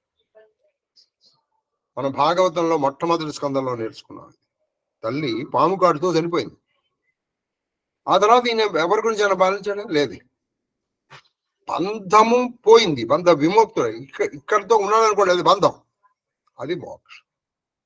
ఈయన పరమేశ్వరుడు అంటే ఆయన కూడా బంధం ఉన్నట్టే. ఎందుకంటే ఆయన ఈశ్వరుడు. ఈశ్వరుడు అంటే ఆయన చూసుకోవాలి. ప్రభుత్వం చూడద్దు. సదాశివుడు ఎవరు లేరు అక్కడ. కాబట్టి ఇప్పుడు ఇద్దరున్నారా? పరమేశ్వరుడు సదాశివుడు ఒకడే. ప్రకృతితో నువ్వు సంబంధం పెట్టుకుంటే నువ్వు పరమేశ్వరుడు. ఏదీ లేని నువ్వు ఉన్నావు అనుకో, చిదానంద రూపం శివోహం శివోహం, అప్పుడు ఇకపోతే మీకు నేను చెప్తాను. ఇది పరమలోతైనటువంటి విషయం. ఇంతకంటే పరమలోతైన విషయం పుస్తకం ఒకటి ఉంది సంస్కృతంలో. అది సీతారామాంజనేయ సంవాదము. ఇది పుస్తకం పేరు. సీతా రామ ఆంజనేయ సంవాదము. సంవాదం అంటే మీకు ఇంతకు పూర్వం చెప్పాను, కేవలం సంభాషణ. అది అసలు ఎంత లోతైందంటే దానికి వ్యాఖ్యానం చదివితే అసలు మనకు అర్థం కాదు. కనీసం పద్యం చదివాం అనుకోండి, ఏదో పద్యం అర్థం అవుతుంది. వ్యాఖ్యానం ఎప్పుడన్నా చదవండి. కనీసం మనకు అర్థమైనా కాకపోయినా అండి అవి కొంచెం చదవాలి. అందుకే పుస్తకం పేరు చెప్పాను మీకు. మహానుభావుడు, if I hurt the feelings of anybody by referring his name, I seek excuse. Doctor Kalluri Subrahmanyam గారు. ఆయన ఒకసారి నేను ఏ పుస్తకాల పేర్లు చెప్పాను ఆ పేర్లు రాసి, you have mention not less than 155 books so far, sir. అన్నాడు అప్పట్లో. You have mention. మరి ఇవన్నీ ఎప్పుడు చదివారు గురుగారు అన్నారు పాప. అందులో ఈ సీతారామాంజనేయ సంవాదంలో ఒక చిన్న పద్యం మనకు అర్థం చెప్తారు. వాళ్ళు మాట్లాడుకుంటున్నారు, 2 ఉన్నాయా అని అడిగాడు రాముడు. లేదండి, 1 నుంచి 3కు వెళ్ళింది అన్నాడు. ఓహో, అయితే 12 వరకు రాలేదన్నమాట. 12కి ఎలా వస్తామండి 15 పూర్తి కాకుండా అంటాడు ఆంజనేయుడు. 15 పూర్తి కాలేదా ఇంకా? మరి 15 పూర్తి కాకుండా 33 వరకు కాకుండా 4 ఎలా సాధించావు నువ్వు అంటాడు. 4 ఏమిటండి, 50 పూర్తి కానీ పూర్తి కాదు కదా అంటాడు. సంస్కృత శ్లోకం అయిపోయింది, దీని కంటిన్యూషన్ తర్వాత. ఇప్పుడు మీకు ఇది అర్థం కాలేదా? గుండె మీద చేసుకున్నప్పుడు అర్థం కాలేదా? అర్థం అయింది. ఏంటి 1, 2 పూర్తి కాలేదా? అర్థమైందా మీకు? ఏమీ అర్థం కాదు. నేను రాసి చెప్తాను. ఇందులో తత్వాలు, ఇప్పుడు మనం డిస్కస్ చేసుకున్న తత్వాలన్నీ ఉన్నాయి ఇందులో. ఇది సీతారామ ఆంజనేయ సంవాదము. సార్, ఎప్పుడున్నా తెలుసో తెలియకో నేను చేసిన ఒక్క మంచి పని ఏంటంటే, మా నాన్నగారి దగ్గర కూర్చున్నప్పుడు, ఆయన ఒంటరిగా ఉన్నప్పుడు ఎప్పుడన్నా ఈ డిస్కషన్ వచ్చేది. మా నాన్నగారు చెప్పారు అంతే. అప్పుడు మనకు అర్థమవుతుంది. అప్పుడు విశ్లేషణ ప్రారంభిస్తే అసలు ముందర మనకి సబ్జెక్ట్ వస్తుంది, థియరిటికల్ నాలెడ్జ్ వస్తుంది. ప్రాక్టికల్ నాలెడ్జ్ మాట దేవుడేరు. ప్రాక్టికల్ నాలెడ్జ్ మాట దేవుడేరు సార్. అసలు థియరిటికల్ నాలెడ్జ్ ఉన్నది. ఇప్పుడు నువ్వు ఉదాహరణకి మన స్కూటర్ డ్రైవ్ చేయాలండి. అలా కిక్ కొట్టు, ఇటు గేర్ ఉంటుంది, దాన్ని ముందర ఇక్కడ బాగా లాగు, ఇలా పైకి వేయి, అప్పుడు ఫస్ట్ గేర్ వస్తుంది. దీన్ని నెమ్మదిగా వదులుతూ యాక్సలరేటర్ రైస్ చేయి, అలా వెళ్తుంది. ఒక్కసారిగా వదిలితే బండి పైకి ఎగురుతుంది, అలా ఎగరగొట్టదు. కొంత దూరం వెళ్ళిన తర్వాత దాన్ని ఇలా కిందకి వేయి, మళ్ళీ మధ్యలో కరెక్ట్గా నువ్వు కొంచెం కిందకి వెళ్తే మధ్యలో వస్తే అది న్యూట్రల్లో పడిపోతుంది. అలా న్యూట్రల్లో పడకుండా ఉండాలంటే ఇలా వేస్తుంది, 2లో వేయి. నువ్వు ఏదన్నా కొంచెం అప్ ఎక్కాల్సి వస్తేనేమో కొంచెం 3rd గేర్లోకి వెళ్ళు. కాబట్టి నువ్వు ఇలా గేర్లు చెప్పుకుంటూ వెళ్ళు. నీకు ముందర థియరిటికల్ నాలెడ్జ్, కానీ నువ్వు ఇప్పుడు నేను చెప్పిన దాంతో నువ్వు డ్రైవ్ చేయగలవు? డెఫినెట్లీ కాదు. కానీ ముందర నీకు తెలియాలి. తర్వాత నువ్వు థియరిటికల్ నాలెడ్జ్ ఉంటే తర్వాత నువ్వు ప్రాక్టికల్ నాలెడ్జ్కి వెళ్తావు. అందుకు పుస్తకాలు చదవాలి. అందుకని ఇటువంటి వినాలి. ఇటువంటి వచ్చినప్పుడు 2 చెవులతో వినాలి. ఇంకా చెప్పాలంటే 3 చెవులతో వినాలి. 3 చెవులతో కాదు, 4 చెవులతో వినాలి. ఇంకా చెప్పాలంటే 5 చెవులతో వినాలి. ఏంటంటే మీరు చెవులు లిస్టు పెంచుకుంటూ పోతారు. 1, 2, 1, 2 మిగతా ఎక్కడున్నాయని మీరు వెతుక్కుంటే దొరుకుతాయి. వెతకండి, దొరుకుతాయి. వెతికితే దొరుకుతుంది అంటాడు. అదనమాట. కాబట్టి ఆయన మీకు ఎందుకు ఇటు మాట చెప్పాల్సి వచ్చిందంటే, ఇవి పైకి చాలా తేలిగ్గా ఉంటుంది, లోతులోకి వెళ్ళక తెలుస్తుంది. కాబట్టి ఇటువంటి పుస్తకాలని చదవడం. అలాగే మీకు ఇంత పూర్వం కూడా చెప్పాను నేను, రంభా సంభోగం ఇంతే. అందులో ఆడు రంభని సమాగముడు, వాళ్ళిద్దరూ ఏకశయ్యాగతులే మాట్లాడుకుంటారు. మనకు అర్థం కాదు ఆ విషయాలు, మెంటల్ ఎక్కిపోతుంది. మీరు ఎప్పుడూ చదవండి. అసలు ఆ కవి నిజంగా ఏమి రాసుకోలేదు. వీళ్ళిద్దరూ ఏకశయ్యాగతులై కామ ప్రకోపముతో ఉండి వాళ్ళిద్దరూ మాట్లాడుకున్న మాటలు మనం చదివితే ఊరి ఆయన ఏమి హిందుత్వం రాదు. అది హిందుత్వం అంటే జై శ్రీరామ్ అని నోరు ఇట్లా పెట్టుకుని అంటాం కాదు హిందుత్వం. ఇది గుర్తుపెట్టుకో. హిందుత్వము అనేటువంటిది మతము కాదు, ధర్మం. ఈ మతమునకు ప్రవక్త అక్కరలేదు. మిగతా వాళ్ళకు ఒక ప్రవక్త కావాలి, ఎందుకంటే దాంట్లో బేస్ లేదు. మన దౌర్భాగ్యం, ఒకళ్ళని ప్రవక్తలు చేస్తున్నాం. మనని మనం డిగ్రేడ్ చేసుకుంటున్నాం, డిబేస్ చేసుకుంటున్నాం. చేసుకోవాలంటే చేసుకోండి, నాకి ఎందుకని నేను ప్రవక్తని కాదు కదా, ఉన్నది నేను చెప్పగలను కానీ నేనేమి అందరినీ మోటివేట్ చేయలేను కదా. కాబట్టి సీతారామాంజనేయ సంవాదం గురించి మీకు చెబుదామని చదవండి. చక్కగా నెట్లో కూడా దొరుకుతుంది పుస్తకం, చదవండి. పుస్తకం బ్రహ్మాండంగా ఉంటుంది పుస్తకం. అది చదవండి. కంద పద్యం. యోగంబు తెరగు సెప్పితి, అది యోగంబు తెరగు సెప్పితి, భోగివరాభరణ భోగివర శ్రేష్టమైనటువంటి పాములను ఆభరణంగా పెట్టుకున్నటువంటి పన్నగాభరణ. సాంఖ్యమును చెప్పెదా తద్బాగులగు నైష్టికులు భవసాగరమున్ గడతురు ఐక్య సంబోధమున. ఇప్పుడు నీకు యోగం గురించి చెప్పాను, ఇప్పుడు సాంఖ్యం చెప్తాను. మనం భగవద్గీతలు ఏకం సాంఖ్యం చ యోగం పశ్యతి సపస్సు. ఒరే నాయన, యోగము సాంఖ్యం ఒకటే రా, తెలుసుకున్నవాడు నిజంగా తెలుసుకున్నట్టుగా. అయినా కూడా నేను సాంఖ్యం చెప్తాను. ఈ సాంఖ్యం గురించి ఎవరైతే తెలుసుకుంటున్నారో వాళ్ళు ఏం చేస్తున్నారు? ఈ పుట్టుక చచ్చుట అనేటువంటి జనన మరణ క్లేశము నుండి విడిపడుతున్నారు. జనన మరణ క్లేశము నుండి విడిపడుతున్నారు పిత్రమా అంటున్నాడు. వాళ్ళు బయటకు వచ్చేస్తారు. ఏమని? నావేవ సింధుం దురితాత్యగ్ని. ఒక ఏరు దాటాల్సి వచ్చింది నది. కావాల్సింది ఏమిటి? నావా.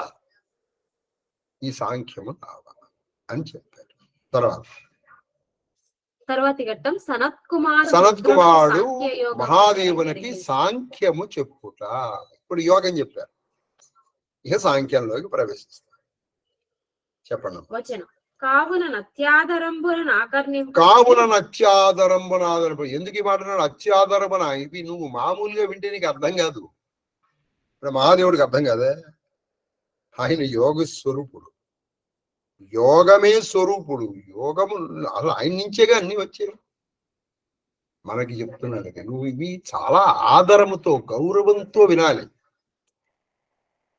గౌరవముతో శ్రద్ధగా వింటే నీకు ఏదన్నా కొంచెం ఎక్కే అవకాశం ఉంది, లేకపోతే ఎక్కదు. తర్వాత ఇంద్రియముల కంటే ఈశాన, అది ఇంద్రియముల కంటే ఈశాన. మనం అహంకార తత్వం అంతకంటే దానికంటే బుద్ధి కంటే ప్రకృతి ఎక్కుడు. ఇన్నిటికి పురుషుడు ఎక్కుడు అరయ. బాగా ఆలోచించి నువ్వు విశ్లేషణగా చేస్తే ఒక నిచ్చెన ఏర్పాటు చేశాడు ఈయన. హైరార్కీ అంటారు. ఏమిటంటే ఇంద్రియములు అంటే, నువ్వు ఇంకా చెప్పాలంటే ఇంద్రియాలని ఇక్కడ చెప్పారు, కానీ వ్యాస భారతంలో అయితే కర్మేంద్రియముల కంటే జ్ఞానేంద్రియములు శ్రేష్టం. జ్ఞానేంద్రియముల కంటే మనస్సు కంటే అహంకారము కంటే బుద్ధి కంటే ప్రకృతి. ఈ ప్రకృతి మీద అన్నిటికంటే ఎక్కువవాడు పురుషుడు. కాబట్టి ఈయన దేనికంటే ఏది శ్రేష్టమో చెప్పేశారు. ఇంద్రియముల పైన మనస్సు మీద అహంకారము మీద బుద్ధి మీద ప్రకృతి మీద పురుషుడు.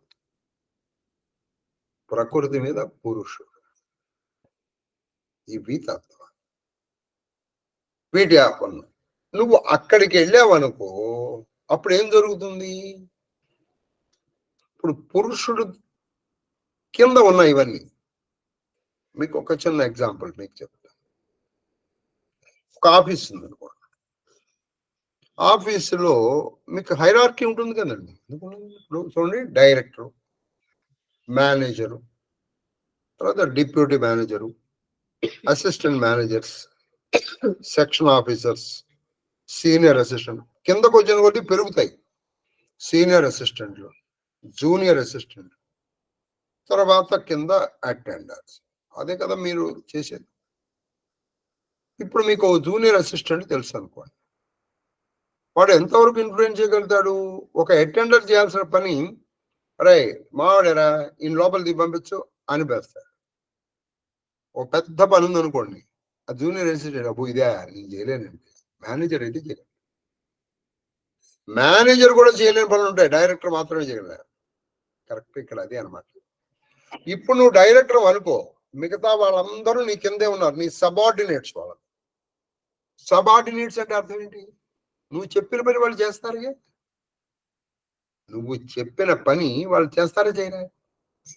చేస్తారు. అప్పుడు నువ్వు కింద వాడిని బతిమాలాల్సిన అవసరం ఉందా నీకు? లేదు. అందుకని ఇప్పుడు నువ్వు నీ దృష్టిని భ్రూగు ఒకటి బచ్చా, అంటే ఇది ఎక్కడుంది? మనస్సు. భ్రూకటి అక్కడే మనస్సు ఉంటుంది. ఆ మనస్సునే భాగము బుద్ధి, అహంకార, పురుషుడు. అక్కడ నువ్వు నిలిపావనుకో, దాని కింద ఉన్నటువంటి ఇంద్రియములు కానీ అవన్నీ నీ అధీనంలోకి వచ్చేస్తాయి. నువ్వు ఇంకే చక్రం మీ దగ్గర నిలిపావనుకో, ఆ పై చక్రం మీద నీ అధీనం ఉండదు. అంటే ఈ చక్రాధిష్టాన అధీనం ఉండదు. అందుకు నువ్వు మనస్సు నిలపాలంటే ఈ భ్రూమకటి మధ్యలో చూస్తూ ఉండదు. మిగతావన్నీ దాని వాళ్ళ సబార్డినేట్సే కదా మిగతావన్నీ. ఏది? ఆకాశం కానీ, వాయువు కానీ, జలము కానీ, అగ్ని కానీ, భూమి కానీ, అలాగే ఇంద్రియములన్నీ కానీ. దీనిపైన ఈ జ్ఞానేంద్రియములు లేవు, కర్మేంద్రియములు. ఈ మనస్సు ఎప్పుడైతే నువ్వు అహంకారంలో కలుపుతావో అది బుద్ధి అయిపోతుంది. మొత్తం ప్రకృతిని అధీనంలోకి వస్తుంది. ఆ పైన ఇక్కడ ఉన్నాడు పురుషుడు, ఆ పురుషుడితో కలిసిపోతావు. ఆ పురుషుడి దగ్గరికి నువ్వు వెళ్ళిపోతావు. ఇదే పరమ పురుష సంగమము. అది తర్వాత తేటగీతి అంబరాది భూతములు. చూడండి, అదే ఇప్పుడు నేను చెప్పింది. అంబరాది భూతములు. అంబరం అంటే ఆకాశం, కింద ఉంది ఆకాశం. అంబరాది భూతములు అంటే ఆకాశాద్ వాయు, వాయోరగ్ని, అగ్ని ఆప ఈ మొత్తం 5 భూతములు. శబ్దాది గుణములు ఇంద్రియములు. శబ్దాది గుణములు అంటే శబ్ద, స్పర్శ, రూప, రస, గంధములు. ఇంద్రియములు అంటే ఇంద్రియములు 2 రకాల ఇంద్రియాలు, అంటే కర్మేంద్రియాలు, జ్ఞానేంద్రియాలు. వాక్, పాణి, పాద, పాయు, ఉపస్థములు అనేటువంటి కర్మేంద్రియాలు. శ్రోత్ర, త్వక్, చక్షు, రసఘ్రాణ అనేటువంటి జ్ఞానేంద్రియములు. బాలేందుమౌళి. మనం అహంకార బుద్ధులిట్లొనరి. ప్రకృతి కలయ అంటే నువ్వు ఇక్కడ దృష్టిలో పెట్టి చేసుకుంటే మనము అహంకారం, బుద్ధి కలిసి ప్రకృతితో కలిసి ఈ మొత్తం వాటి అధీనంలోకి తెచ్చుకుంటాం. అది నెమ్మదిగా అక్కడ నీకు దృష్టి కేంద్రీకృతమైతే, అక్కడ నీకు మనస్సు ఏకాగ్రతమైతే నెమ్మదిగా 24 నుంచి 25వ వాడిని చూడగలవు. ఎప్పుడైతే 25 నువ్వు చూడగలిగావో, అంటే జీవుణ్ణి నువ్వు దర్శనం చేసుకోగలిగావో, వాడు ఆ పైన ఉన్నటువంటి పరమాత్మ నేను ఒకటే రా. అసలు 25, 26 అని 2 లేవు. అని ఈ కింద ప్రకృతితో ఉన్నంత వరకు 2గా ఉన్నాయి. ఆ పైన ఏదైతే ఎప్పుడైతే తెలుసో ఈ 2 ఒకటే అని తెలిసిపోయింది. ఇదే మోక్షం. తత్వ చతుర్వింశకము. ఇవి మొత్తము 24 తత్వాలు. అంతే కదా? 5 జ్ఞానేంద్రియములు, 5 కర్మేంద్రియములు, మనో, బుద్ధి, అహంకారము, ప్రకృతి. తర్వాత ఇవి పురుషుడు. ఇవి చతుర్వింశతి 24 తత్వాలు. తర్వాత కందపద్యం. చేతనుడగు పురుషుని చేతనుడగు పురుషుని నిశ్చేతనయగు ప్రకృతి వంది అది చేతనయగు పురుషుని నిశ్చేతనయగు పురుషుని పొంది ప్రకృతి ప్రకృతి పొంది చేతనత ప్రస్ఫీత చేతన చేతనత ప్రస్ఫీతయగు చేతనతా ప్రస్ఫీతయగు బెరతత్వములాకత్వంబను పెరతత్వంబులు ఆ ఆతత్వంబను తత్వంబులను మహాబ్ది ఎందలి మహాబ్ధియందలి తరగ ఒక మహాసముద్రంలో కెరటాలు లాంటివి అయ్యా. ఇప్పుడు ఈ ప్రకృతి జడం పద్యం చదువు. చేతనుడగు పురుషుని పురుషుడు ఎటువంటి వాడు? ఆ జీవాత్మ మంచి చైతన్యం. మరి ఈ ప్రకృతి నిశ్చేతనం, అది మీకు తెలుస్తూనే ఉంది. మన అనుభవంలోకి వచ్చేదే. ఒక మనిషి చనిపోయాడండి. ఏ మనిషి మీరు చనిపోయాడు అంటున్నారో, ఏ మనిషిని మీరు ఒకప్పుడు ఒక పేరుతో పిలిచారో, ఆ మనిషి అక్కడే ఉన్నాడు పడుకొని. ఆ కాళ్ళు, ఆ చేతులు, ఆ ముఖము అన్నీ ఉన్నాయి. మరి ఇప్పుడు కదలటం లేదే. అంటే వీటన్నిటినీ కదిలించిన పురుషుడు ఒకడు ఉన్నాడు. వాడు చైతన్యం. ఇది నిశ్చేతనం. ఈ నిశ్చేతనమైనటువంటి ఈ ప్రకృతి ఆ చేతనవంతమైనటువంటి కలిసి ఇంకేమనుకుంటోంది? దానికి కూడా చేతనత ప్రస్ఫీతయగు. నాకు చైతన్యం ఉంది, నాకు చైతన్యం ఉంది అనుకుని నా నా నా అనుకుంటాం. ఏను నా నా నాకడానికి కూడా పెట్టడం.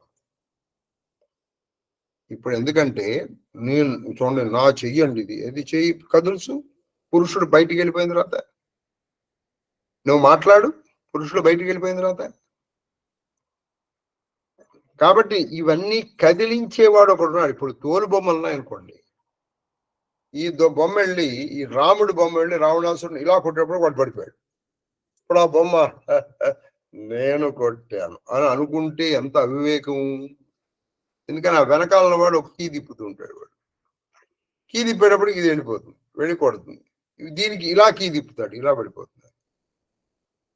ఇప్పుడు అదే అక్కడ ఉన్నటువంటి వాడు దీనికి కీ తిప్పి ఇది ఇటు పెట్టాడు అనుకుందాం, ఇది ఇటు పడిపోతుంది. కాబట్టి ఇప్పుడు పడిపోయినది, ఇప్పుడు రాముడు రావణుడు అంటే మళ్ళీ మీకు బాధ కలగచ్చు. ఏ వెళ్ళి బీని కొట్టాడు, బి పడిపోయాడు. కొట్టింది ఈయన, పడిపోయింది బీన. వీడు కొట్టలేదు, వాడు పడిపోలేదు. ఆ వెనకాల తిప్పిన వాడు ఒకడు ఉన్నాడు. కాబట్టి నువ్వేది సాధించను లేవు, ఏది పోగొట్టుకోను లేవు. ఇది మొత్తం సారాంశం. ఆ వెనకాల ఒకడు కీ తిప్పుతాడు. నీ దాన్ని చూసి నీ యోగం పండితే నీ చేత ఈ పని చేయించాలని ఆయన చేయిస్తాడు. అప్పుడు నీకు ఆ ఎరుకు ఉండాలి. వాడు ధన్యుడు. భారతం నాకండి చెప్పగలిగిన వాడు ఎవడాడు? నా చేత చెప్పించి నా జన్మం ధన్యం చేయించాలనుకుని ఇదిగో ఈ అవకాశం కల్పిస్తున్నాడు. అదే నేను చెప్పాను, అహంకారం అయిపోయింది, వీడు పడిపోతూ ఉంటాడు. చెప్పబడుతున్నాడు, మీకు వినబడుతోంది. వింటున్నవాడు మీరు ప్రయత్నపూర్వకంగా ఈ వింటలేదు. మీకు ఆ యోగం వినలేదనుకోండి, ఫినిష్. ఆ వినకుండా యోగం చేసేస్తారు. ఇప్పుడు ఎంతమందిని చేయలేదు చెప్పండి? ఎంతమందిని చేయలేదు? నాకు నిజంగా ఒక్కొక్కసారి బాధ కలుగుతుంటుంది. కొన్ని విషయాలు చెప్పినప్పుడు నా మనసులో వీళ్ళు వింటే బాగున్నాడు. విచిత్రం ఏదో తెలుసా, ఆ రోజున వాళ్ళు వినరు. ఎందుకని? వాళ్ళు ఎప్పుడన్నా డౌట్లు అడుగుతుంటారు. అప్పటికప్పుడు అవి చెప్పడం కష్టం, ఆ ఫ్లోలో చెప్పాలి తప్పితే. అది సంగతి. కాబట్టి మనం అంతా ఆయన చేతిలో తోలు బొమ్మ కీ తిప్పుతూ. We're just instruments. We're just instruments in the hands of that almighty. ఎవరు ఆ 26 అతను ఉన్నాడే, అబుద్ధుడు, ప్రబుద్ధుడుగా వస్తున్నాడు మరి ఆయన చేతిలో. కాబట్టి నువ్వు అందుకే చివరికి సర్వం శ్రీకృష్ణ చరణారవిందాలు, అది ఏమి లేదండి ఆయన అని వదిలేసావు అనుకో, నీకు ఈ కర్తృత్వ బాధల్లోంచి పక్కకు. తర్వాత కందపద్యం. గుణముల పొందడు ఈయన చెప్తున్నాడు, గుణముల పొందడు పురుషుడు గుణమహిత. పురుషుడు గుణమహిత. నైనా పురుషుడు ఆయన నిర్గుణ స్వరూపం, పరమ నిర్గుణ స్వరూపం. ఆయన గుణములంటే సత్వ రజస్తమో గుణాలు ఏవీ లేవు. నువ్వు గుణముల గురించి బాగా తెలిసినటువంటి ఓ మహేశ్వర, ఆయనకి అసలు పరమ పురుషుడికి నిర్గుణ స్వరూపుడు, పరంజ్యోతి స్వరూపుడు, ఓంకార స్వరూపుడు. నీకు సత్వరజస్తమో గుణాలు ఉన్నాయనుకోండి, రజోగుణం ఉంది, ఒకడంటే ఇష్టం, ఒకడంటే ప్రేమ. తమో గుణం ఆలస్యం, నిద్ర. సత్వం మంచి, నేను మంచిగా ఉండాలి అనుకునే ఒక అహంకారం, సాత్విక అహంకారం ఉండాలి. దాన్ని ఏమండి, నేనండి అసలు ఎవడేమన్నా మాట్లాడినండి, నేను తల ఉంచేసుకుంటాను తెలుసా. అంటే అందులో ఎంత అహంకారం ఉందో తెలుసా, మీరు బాగా గమనించండి. అందులో పరమ సాత్విక అహంకారం ఒక విధంగా మీకు ఇప్పుడు రానున్న ఆశ్వాస పర్వాల్లో ధర్మరాజు గారికి సాత్విక అహంకారం గురించి మనం చెప్పుకున్నాం. ఇన్ని విన్న ధర్మరాజు గారికి అహంకారం వచ్చింది. ఏది, ఎటువంటి అహంకారం? అది సాత్విక అహంకారం. నేను ఎంత మంచివాడినండి, ఎవరేం చెప్పినా వింటాను, ఎవరేది చేసినా నేను చేస్తాను, నేను ఇలా తల ఉంచుకుని. నువ్వేం చేసావు బాగుంది. ఒక ఆవిడ మనకి తెలియక ఒక విధంగా తామస అహంకారం బెటరు, ఎందుకంటే తెలిసిపోతుంది అక్కడ క్లియర్గా, చాలా క్లియర్గా తెలిసిపోతుంది. అది తర్వాత ప్రకృతి ఇచ్చు గుణములకు ఏమే గుణములు, అది ప్రకృతికి ఇచ్చు గుణములు. ప్రకృతి ఇచ్చు గుణములకు ఏమే గుణములు, ప్రకృతికి ఇచ్చు గుణములు ఏమేమి గుణములు దానను గుణులై గుణులై గుణులై గుణిత్వమా నిర్గుణాత్మకునకు ఆ నిర్గుణాత్మకునకు వలయించు. పరమ నిర్గుణమైనటువంటి ఈ ప్రకృతి ఇచ్చేటువంటి గుణాలని పొంది ఈయనకి ఆ గుణాలు ఉన్నాయి అని అనిపిస్తుంది. ఉదాహరణకి మీరు ఒక గ్లాస్ తీసుకో, గ్లాస్ తీసుకుంటే ఎర్ర నీళ్లు పోయింది, గ్లాస్ కూడా ఎర్రగా కనిపిస్తుంది. దాని గ్లాస్ ఎర్రపుదా? నీళ్లు తీసేయండి, మామూలు. అందులో ఏ రంగు నీళ్లు పోస్తే ఆ గ్లాసుకి ఆ రంగు వచ్చినట్టుగా పరమ నిర్గుణమైనటువంటి దానికి అందులో ఉన్నటువంటి గుణాలు దీనికి లేవు, కానీ అందులో ఉన్నవాటి గుణాలు ఉన్నాయి. ఆ గుణాలు దీనికి ఆపాదిస్తాయి. మీరు ఇప్పుడు స్ఫటికలింగం తీసుకోండి, ఇప్పుడు దాని మీద ఒక ఎర్ర పువ్వు పెట్టండి, ఆ లింగం అంతా ఎర్రగా ఉంది. దాని మీద ఒక పసుపు పచ్చని పెట్టి అది పసుపు పచ్చలు. అందుకే మీరు దేవతలు చెప్పేట శుద్ధ స్ఫటిక సంకాశం అంటారు. అంటే ఆయనకి నిజానికి నిర్గుణం. ఇప్పుడు మన కథలు చెప్పేటప్పుడు రాముడు అనుకోండి, ఒక్కొక్కప్పుడు ఆయనకి రాజసాహం కనిపిస్తుంది, వెళ్ళి యుద్ధం చేశారు. మన లాంటి వాళ్ళకి ఆమెను సీతాదేవిని పెంచినప్పుడు ఏదో తమో గుణం ఉన్నట్టు అనిపిస్తుంది. సరే, అప్పుడప్పుడు సాధ్యం. ఇలా గుణములు లేని ఒక పరబ్రహ్మకి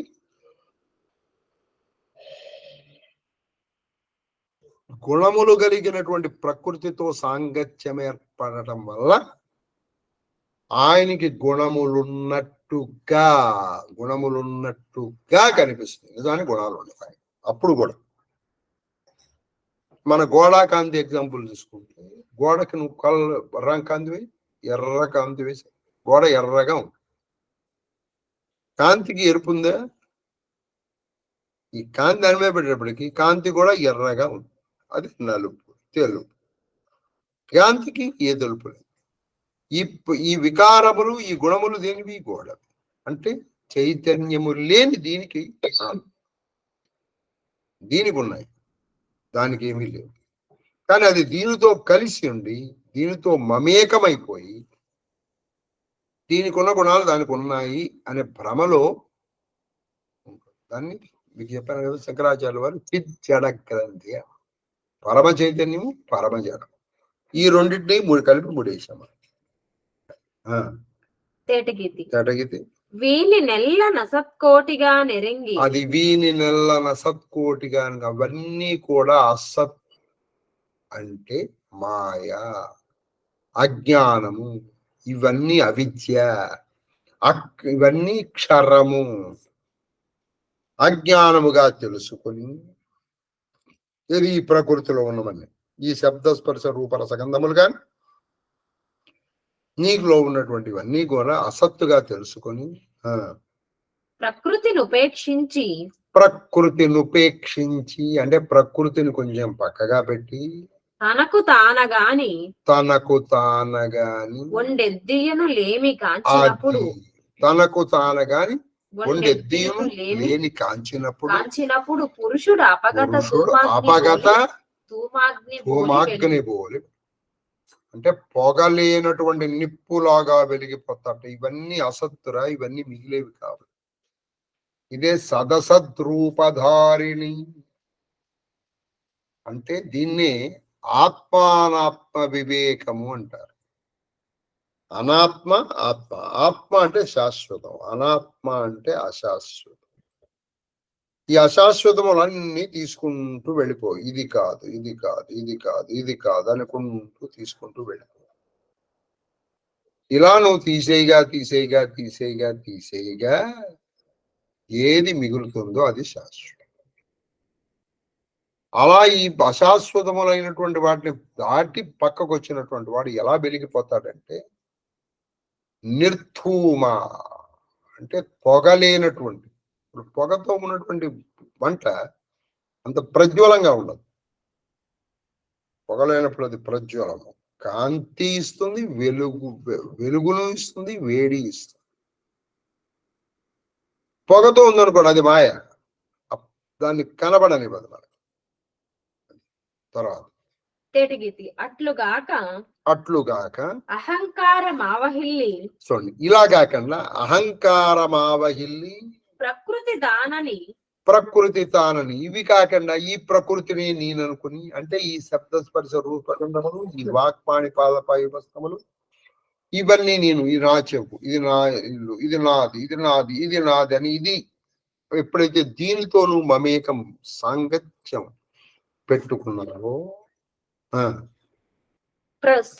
సృష్టికి ప్రళయమునకు కర్త అయిన, అది సృష్టికి ప్రళయమునకు కర్త అయిన వికారాత్మకత్వమందు ప్రకృతి వికృతులు గాని ఆ ప్రభువునప్పుడు. ఈయన ప్రకృతి కాదు, వికృతి కాదు, కానీ ఆ ప్రభు నీవేం చేస్తాడు? సృష్టి ప్రళయం. ఏదో ఒకటి పుట్టిందనుకుంటాడు, ఒకటి పోయిందనుకుంటాడు. ఒకటి పుట్టినప్పుడు సంతోషం, ఒకటి పోయినప్పుడు బాధ. ఒకటి వచ్చినందుకు సంతోషం, ఒకటి పోయినందుకు బాధ. ఇదంతా అసత్యం తెలుసుకున్నటువంటి వాడు పోయింది. పంచభూతాత్మకమైనటువంటి శరీరము పంచభూతముల్లో కలిసిపోయింది, అంతే. చేతులు దులిపేసుకుంటారు. ఎందుకని? ఇది ఎప్పుడైనా కలిసిపోవాల్సిందే. If not today, tomorrow, not tomorrow, day after, it is certain to happen. మరి ఎందుకు దానికి భయపడటం లేదా బాధపడటం? ఇదేగా హిరణ్యాక్షుడు చెప్పాడు, కానీ ఆచరించలేకపోయాడు. హిరణ్యకశిపుడు చెప్పాడు, హిరణ్యాక్షుడు చనిపోయినప్పుడు, చచ్చిన వానికై ఏడ్చెదరు చావని వాని. ఎవరో కానీ చనిపోయాడు, వారి కోసం మనం ఏడుస్తాం. ఏదో ఆ కష్టం పాపం ఆయనకు ఒకటికే వచ్చింది, పాపం ఏదో ఒక కష్టం ఒకటికే వచ్చింది అనుకో. అలా జరుగుతుందండి. Is it possible? Is it possible? Definitely. అది తర్వాత ధృతి పూనమి, అది ధృతి పూనమి, ప్రకృతికి వశగతుడగుచు, ప్రకృతికి వశం అంటే ధృతి, పట్టుదల లేక, అంటే నిశ్చయాత్మకమైనటువంటి బుద్ధి లేక, పరమ నిశ్చయాత్మకమైనటువంటి బుద్ధి లేక వీడు ప్రకృతికి వశం అయిపోతాడు. అందుకే నాళ్ళు నాది నాది నాది నాది నాది నాది. ఒక్కసారి ఇప్పుడేది మనకి భజగోవిందంలో చెప్తారు చూడండి, నాది నాది నాది అనుకుని ఎన్నో నాదులు ఉన్నాయి. ఇందులోంచి ఒక్క నేను వెళ్ళిపోయింది అనుకోండి, ఈ నాదులన్నీ దూరం అయిపోయాయి. ఎవ్వరు దగ్గరికి రారు. ఎవ్వడు. No one. అది తర్వాత తమోమయత్వ కలితంబగు తమోమయ కలిత్వమగు, తమోమయము అజ్ఞానమయం, అజ్ఞానమయం అన్నమాట. పూర్తిగా అవిద్య. ఇదే శాశ్వతం, ఇదే శాశ్వతం. ఈ ఇల్లు, ఈ పిల్లలు, ఈ భార్య, ఈ భర్త, ఈ విధి, ఇదే శాశ్వతం. ఏమైపోయింది? అది ఖచ్చితంగా బ్రేక్ అవుతుంది. బ్రేక్ అవ్వకుండా క్వశ్చన్ లేదు. ఎందుకంటే దాని తత్వమే అదయ్యా. నీ శరీరం అంటున్నావు. దేనికి శిథిలమైన గుణం ఉందో దాన్ని శరీరం అంటారు. ఇది దేహము. దేహం అంటే దహింపబడేటువంటి గుణము, కాల్చబడేటువంటి గుణం ఉంది. నువ్వు అని చెప్తూ నువ్వు ఇది పోయినట్టు అది పోకేమవుతుందయ్యా? పోయేదాన్ని పట్టుకుని నువ్వు పోయింది పోయింది పోయింది అంటుంటే పోకేమవుతుంది చెప్పు? ఇప్పుడు పోయింది అక్కడ ఉంది, దాన్ని పట్టుకోరా అంటే అది పట్టుకోకుండా, పైగా అది నువ్వే. నువ్వు పరమ శాశ్వతమైన వాడివిరా నువ్వు. ఇది వచ్చేది లేదు, ఇది నాటకం రా అని చెప్తుంటే ఇంకా నువ్వు అందులోనే ఉంటానంటే మన ఎవడు రక్షించగలుగుతాడండి? తమోమయత్వ కలితంబగున వితతా సుఖితత్వము అవితతా సుఖిత్వము సుఖమతి పురుషుండు సుఖమతి పురుషుండు అనుభవించు మదనధ్వంసి అనే పదరుండి చెప్పినవాడా. ఈ అజ్ఞానంలో వీడు పట్టుకోతాడు. జ్ఞానంలో ఉన్నటువంటి వాడు పరమనిశ్చలంగా ఎప్పుడు ఆనందంగా ఉంటాడు. ఎందుకని? తనలో తను చూసుకుంటూ, తనలో తను రమిస్తూ ఉంటాడు. ఇది నిశ్చలమైనటువంటి తత్వం. ఎందుకంటే తను పరబ్రహ్మ అలా ఉండిపోతాడు. ఈ శరీరమునకు కనబడేటువంటి సుఖ దుఃఖాలతో ఆయనకి సంబంధం లేదు. ఎందుకంటే లోపల దానికి సుఖము రాదు, దుఃఖము రాదు. ఆ లోపల ఆత్మత్వానికి కొత్తగా వచ్చేది లేదు, కొత్తగా పోయేది లేదు. ఎందుకని? రావడానికి అందులో ఏమీ లేదు, పోవడానికి ఇక్కడికి లేదు, ప్లేస్ లేదు. ఇది మొత్తం ప్రపంచం ఉంది, సర్వవ్యాపకమై ఉంది. పోవాలంటే ఇప్పుడు ఇక్కడి నుంచి కదలాలనుకోండి, ప్లేస్ ఉండాలి. అది ఉన్న ప్లేసే ఇది. ఇక్కడి నుంచి అసలు కదలడానికి ప్లేస్ లేదు. ఎక్కడికి వెళ్తావు? ఎక్కడికి వెళ్ళదు. నువ్వు ఇక్కడే ఉంటావు, ఈ ప్రపంచంలోనే ఉంటావు. కాబట్టి ఏం జరుగుతుంది? Shape. It is a change in shape. ఆకారము మారు.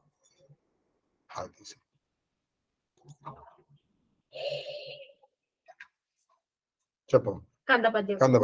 నేరిమి దానిని ఉపేక్షం చేరుప నేరిమి దానిని ఉపేక్ష చేరుప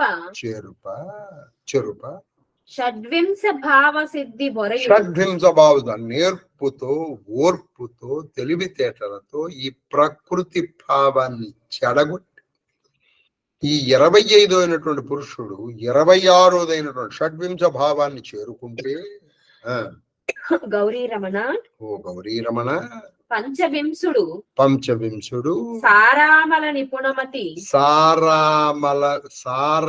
అమల నిపుణమతి ప్రసన్నాత్మకుడై నువ్వు అప్పుడు 25వ వాడు 26వ వాడిని చూడగలుగుతాడు. ఎప్పుడు అంటే దానికి చెప్పేశాడు, సారము, అమలము,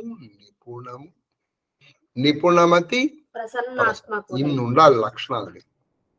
ఒకటి సారం అంటే వేదాంతము యొక్క సారం, ఎస్సెన్స్ ని పట్టుకోవాలి.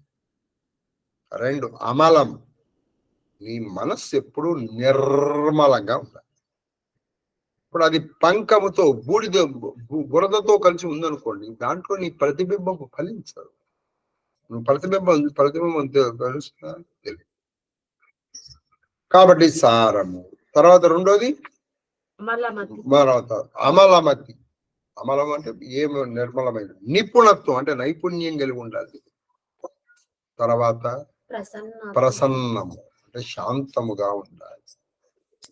ఇదే మొత్తము మనకి సప్తశతిలో కూడా చెప్పింది. యాదేవి సర్వభూతేషు క్షాంతి రూపేణ అంటే సహనం. యాదేవి సర్వభూతేషు శాంతి రూపేణ చెప్తా ప్రసన్నమతి. సారము ఏంటి? యాదేవి సర్వభూతేషు విష్ణుమాయేతి చెప్తి కదా, అంతా విష్ణుమాయని తెలుసుకో. అయిపోయింది. యాదేవి సర్వదు బుద్ధి రూపేణ చెప్తా. నిద్ర వాడు పాప వాడుతున్నాడు, వాడు వాడిలో ఉన్నటువంటి అజ్ఞానము కూడా ఆళ్ళ రూపమేరా, పోని వదిలే. ఇలా నీ ప్రసన్నమతి, నిర్మలత్వం నీ తెలుసుకుంటే అప్పుడు నువ్వు అక్కడికి వెళ్ళాలి. తర్వాత కందపద్యం. సత్వాశ్రయమున పురుషుడు. అది నువ్వు దేన్ని ఆశ్రయించాలంటే సత్వాశ్రయమున పురుషుడు. తత్వాశ్రయమునను సత్వతత్వముల. అది నువ్వు సత్వాన్ని ఆశ్రయించాలి. అంటే ముందరగా నువ్వు గుణాల్లో ఉన్నావు, నువ్వు ఇంకా నిర్గుణుడివి కాలేదు. కాబట్టి అందుకని నువ్వు రాజసము తమో గుణాలని దగ్గరికి రానికన్నా సత్వగుణముని ఆశ్రయించి తత్వాన్ని కూడా ఆశ్రయించి సత్వతత్వముల వివేకిత్వాలేపత్వము వలన. అంటే సత్వము తత్వములు అనేటువంటి వివేకం, అలేపత్వము అంటే నువ్వు పూసుకో. లేపనం అంటే పూసుకోవటం. అంటే దేనితోనూ సంగమం పెట్టుకోవద్దు. అది సుఖమైన దుఃఖమైన. చూడండి, ఒకడు ఇనప సంఖ్యలు ఉన్నాకోండి, నీకేంటి రాత్రి నాకెంత ఉన్నాయని వీడు బంగారపు సంఖ్యలు. అది బంగారపు సంఖ్యలైనా ఇనప సంఖ్యలైనా రెండూ చేసేది ఒకటే, నిన్ను బంధిస్తున్నాయి. కాబట్టి మమకారము అహంకారం, మమకారము ద్వేషము. ఇప్పుడు మనం భాగవతంలో నేర్చుకున్నాం. ఆయన మహానుభావుడు భరతుడు, జలభరతుడు లేడీ మీద ప్రేమ పెంచుకుని చివరికి ఆయన లేడీ అయిపోయాడు. ఇది మమకారం కాదు. చివరికి మళ్ళీ ఇంకో జన్మ ఎత్తాల్సి వచ్చింది. లేకపోతే అదే జన్మలో మోక్షం పొందాల్సిన వాడు ఇంకా 2 జన్మలు ఎత్తాల్సి వచ్చింది. కారణం మమకారం.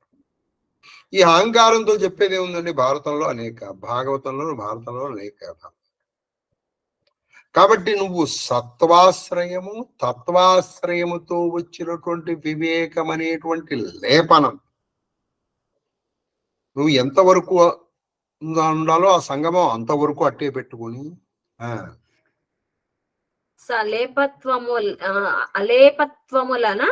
అలేపత్వములన విత్వము చిత్వమునందు అంటే విశ్వమునకు ఆధారమైనటువంటి విత్వము అంటే తెలుసుకో, చిత్వము అంటే చిత్ స్వరూపం, చిత్ అంటే జ్ఞానము, జ్ఞానమయుడివి కా అని చెప్పారు. ఏమి అసలు మంచి వృత్యానుప్రాసలు రాశారు సార్. అని సత్వాశ్రయము తత్వాశ్రయము చిత్వాశ్రయము విత్వము చిత్వము లేపత్వము కందపద్యం. నానాత్వైకత్వముల. చూడండి, ఇప్పుడు ఈ పురుషుడు ప్రకృతి వైపుకి వచ్చాడుకో, నానత్వం. నానా అంటే అనేకం. అదే అటువైపు వెళ్ళాడు, ఒకటే ఏకత్వం. ఏకత్వము అనేకత్వం. ఇప్పుడు నీకు మనము భాగవతంలో భీష్ముడు చెప్పినటువంటి భాగవతంలో భీష్ముడు చెప్పిన ఒక ఉదాహరణ తీసుకున్నాం. కొన్ని కుండలు పెట్టావు, 15 కుండలు పెట్టావు, సూర్యకిరణాలు పడేట్టు చేసావు. వీడు ఇక్కడే చూస్తున్నాడు, ఇలా చూస్తున్నాడు, పైకి చోట్ల. ఆహా, ఇక్కడ సూర్యుడు బాగున్నాడు, ఈ సూర్యుడు బాగున్నాడు, ఈ సూర్యుడు ఆ సూర్యుడు, ఇంతమంది సూర్యుడు లేరు రా నాయన, అది వాడు చూడు అన్నాడు. అక్కడ ఉన్నది ఒకటే. ఆ బింబమునకు ప్రతిబింబములు అని. ఇది తెలుసుకున్నాను అనుకో, అప్పుడు ఏకత్వం. లేదనుకోండి ఏం జరుగుతుంది?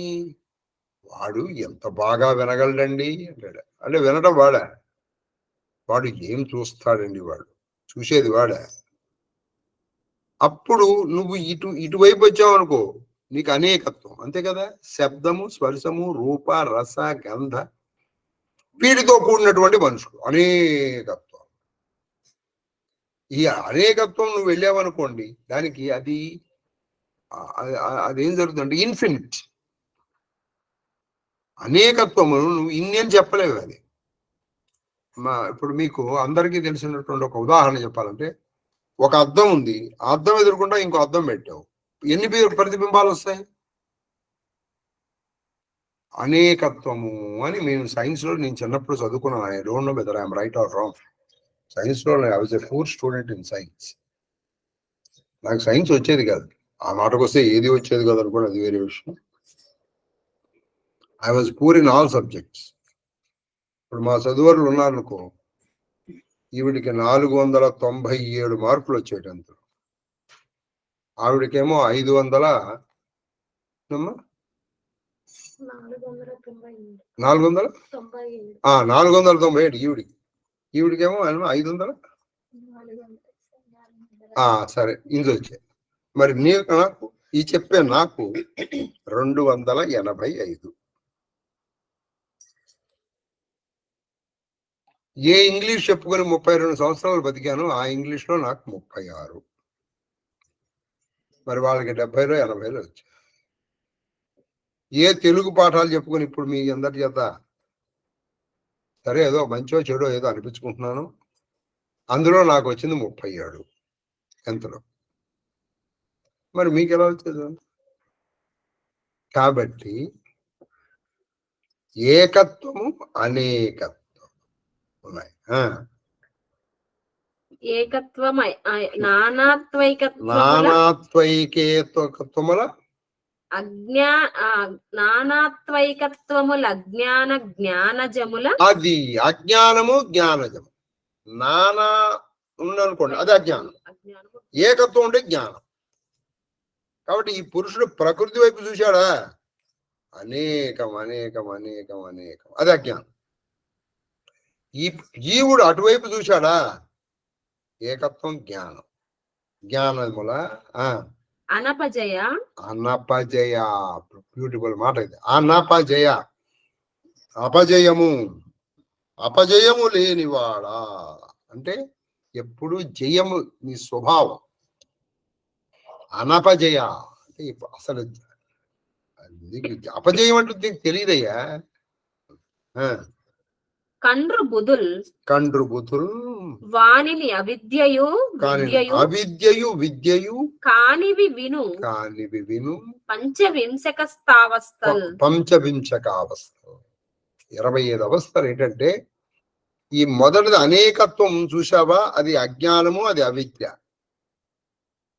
ఏకత్వంగా చూసావా, అది జ్ఞానము, విద్య. కాబట్టి జ్ఞానులైనటువంటి వాళ్ళు ఉరి ఇన్ని లేవురా, ఉన్నది ఒకటే, సర్వభూత అంతర్హితమైనటువంటి సర్వ చైతన్య రూప. అప్పుడు ఇది ఆ బ్రహ్మ కీట జనని. మనం లలితా శాస్త్రం చదువుతున్నాం కానీ మనకు అది పట్టుబడట్ల. ఆ బ్రహ్మ కీట జనని, బ్రహ్మ దగ్గర నుంచి పరమకీటము వరకు తల్లి ఎవరు? ఆవిడ. అంటే ఇప్పుడు కుక్క నీకేమవుతుంది? ఈ సహజన్మురాలు. ఇందులో నీకు డౌట్ ఏముంది? ఈ మాటను ఒప్పుకుంటే ఆ బ్రహ్మ కీట జనని అనే మాటను ఒప్పుకుంటున్నావా లేదా? First question. ఒప్పుకోవట్లేదు, సరే తీసేయి, బాధలేదు. ఒప్పుకుంటున్నావు వెంటనే అప్పుడు బ్రహ్మదేవుడు మీ పెద్దన్నయ్య, అంతేగా. ఇప్పుడు మన్నికన్నది కూడా ఆవిడేగా, అందులో మనం ఉన్నాగా. బ్రహ్మదేవుడు పెద్దన్నయ్య అంటే ఆ బాగుందండి, బాగుంది. వెంటనే వచ్చి పంది మీ చెల్లెను. నేను చిన్నప్పుడు ఒక నాటకం వచ్చిందండి, మీరు మరి విన్నారో లేదో నాకు తెలియదు కానీ, ఆ నాటకం మొత్తం చెప్పడం కష్టం కానీ ఒక చిన్న చెప్పేశాను. ఒక అమ్మాయి ఏం చేస్తుందంటే కోటకెళ్తుంది. ఇంటికి రాగానే అదేం చేస్తుందంటే వాళ్ళ నాన్న, ఎవరక్కడ, నా రథం ఏది, వాళ్ళందరూ ఏమనుకుంటారంటే ఆ కోటలో రాణి ఈమెను ఆవహించింది అని అనుకుంటారు. అది ఏం చేస్తుంది మీకు, నేను అంటే సీక్రెట్ చెప్పేస్తాను, మొత్తం చెప్పట్లే కాదు, అది నాటకం ఆడుతుంది. ఇక దీన్ని ఏదో చెప్పుకొని శుభ్రంగా కావలసినవన్నీ వడ్డించుకుంటారు. రాణి గారికి ఇటువంటివి నా పదార్థాలు మీరు పెట్టవలసినది పంచభక్ష వరాన్నాలే, పంచభక్ష, అది మొత్తం వీళ్ళు చేసి సేవ చేయించుకుంటారు. ఇవి గమనిస్తాడు ఒకడు, గమనించి వాళ్ళ మామయ్య గమనిస్తే వాడేం చేస్తాడు, ఆ ఇంటి పని మనిషి చేత, వాడు రాజు, రాణి ఆ జన్మలో నేనే నీ భర్త, నేనే అని వాడు రాజుగా వస్తాడు. అప్పుడు అంటే నువ్వేంట్రా, అదేంటి నువ్వు ఇలా మాట్లాడుతున్నావు, నేను పని మనిషిని కాదు, నేను రాజుని అంటాడు. తెలిసాలే, నువ్వు నా పని మనిషి, మా ఇంట్లో పని చేస్తూ ఉంటావు. అప్పుడు వాడు చెప్తాడు, బాబా ఇది రాలేదు, ఈ చేత మీ చేత సేవ చేయించుకుంది.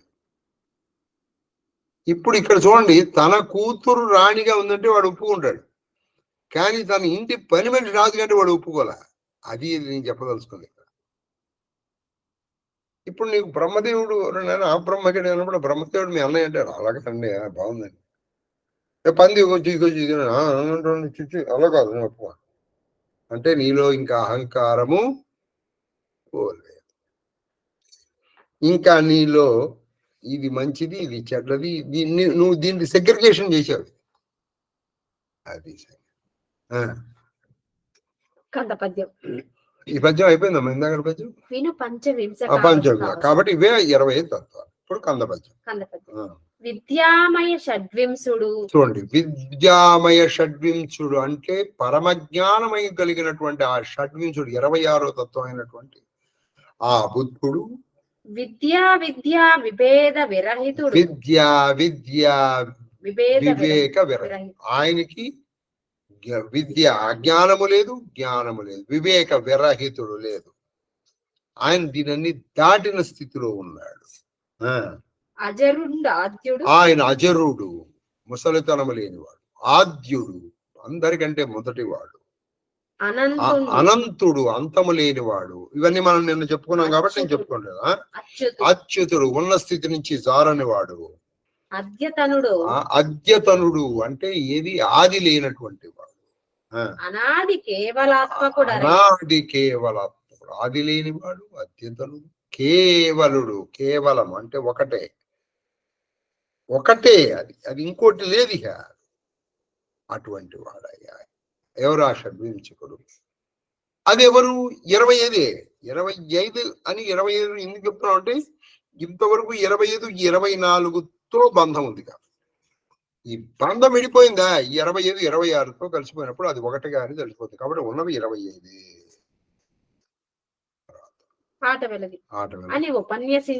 అని ఉపన్యసించి మునిపతి అనుశంభుతోడ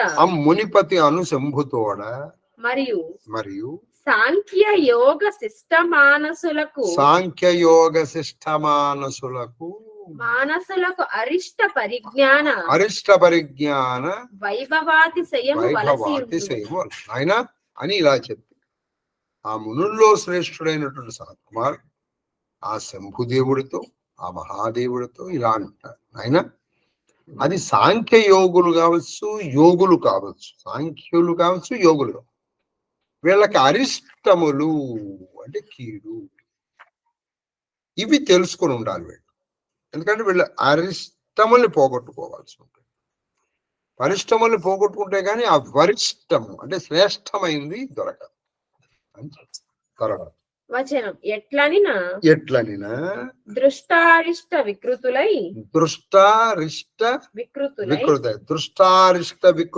అంటే దృష్ట అరిష్ట అంటే అదృష్టము, చూడబడేది అరిష్టము. అరిష్టం అంటే వికారాలు కలవాడిదై ఆ సుకృతుల విచ్ఛిన్నాత్మాను ఆ సుకృతులు విచ్ఛిన్న అవిచ్ఛిన్న ఆ సుకృతులు అవిచ్ఛిన్న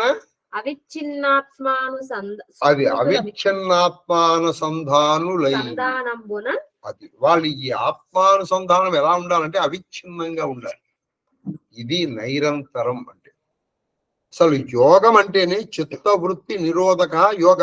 యోగం అంటే చిత్తవృత్తుల్ని ఆపడం. చిత్తవృత్తులు అంటే నీ మనస్సు ఇష్టం వచ్చినట్టు పరిగెత్తి చేస్తుంటే నువ్వు యోగం రాదు.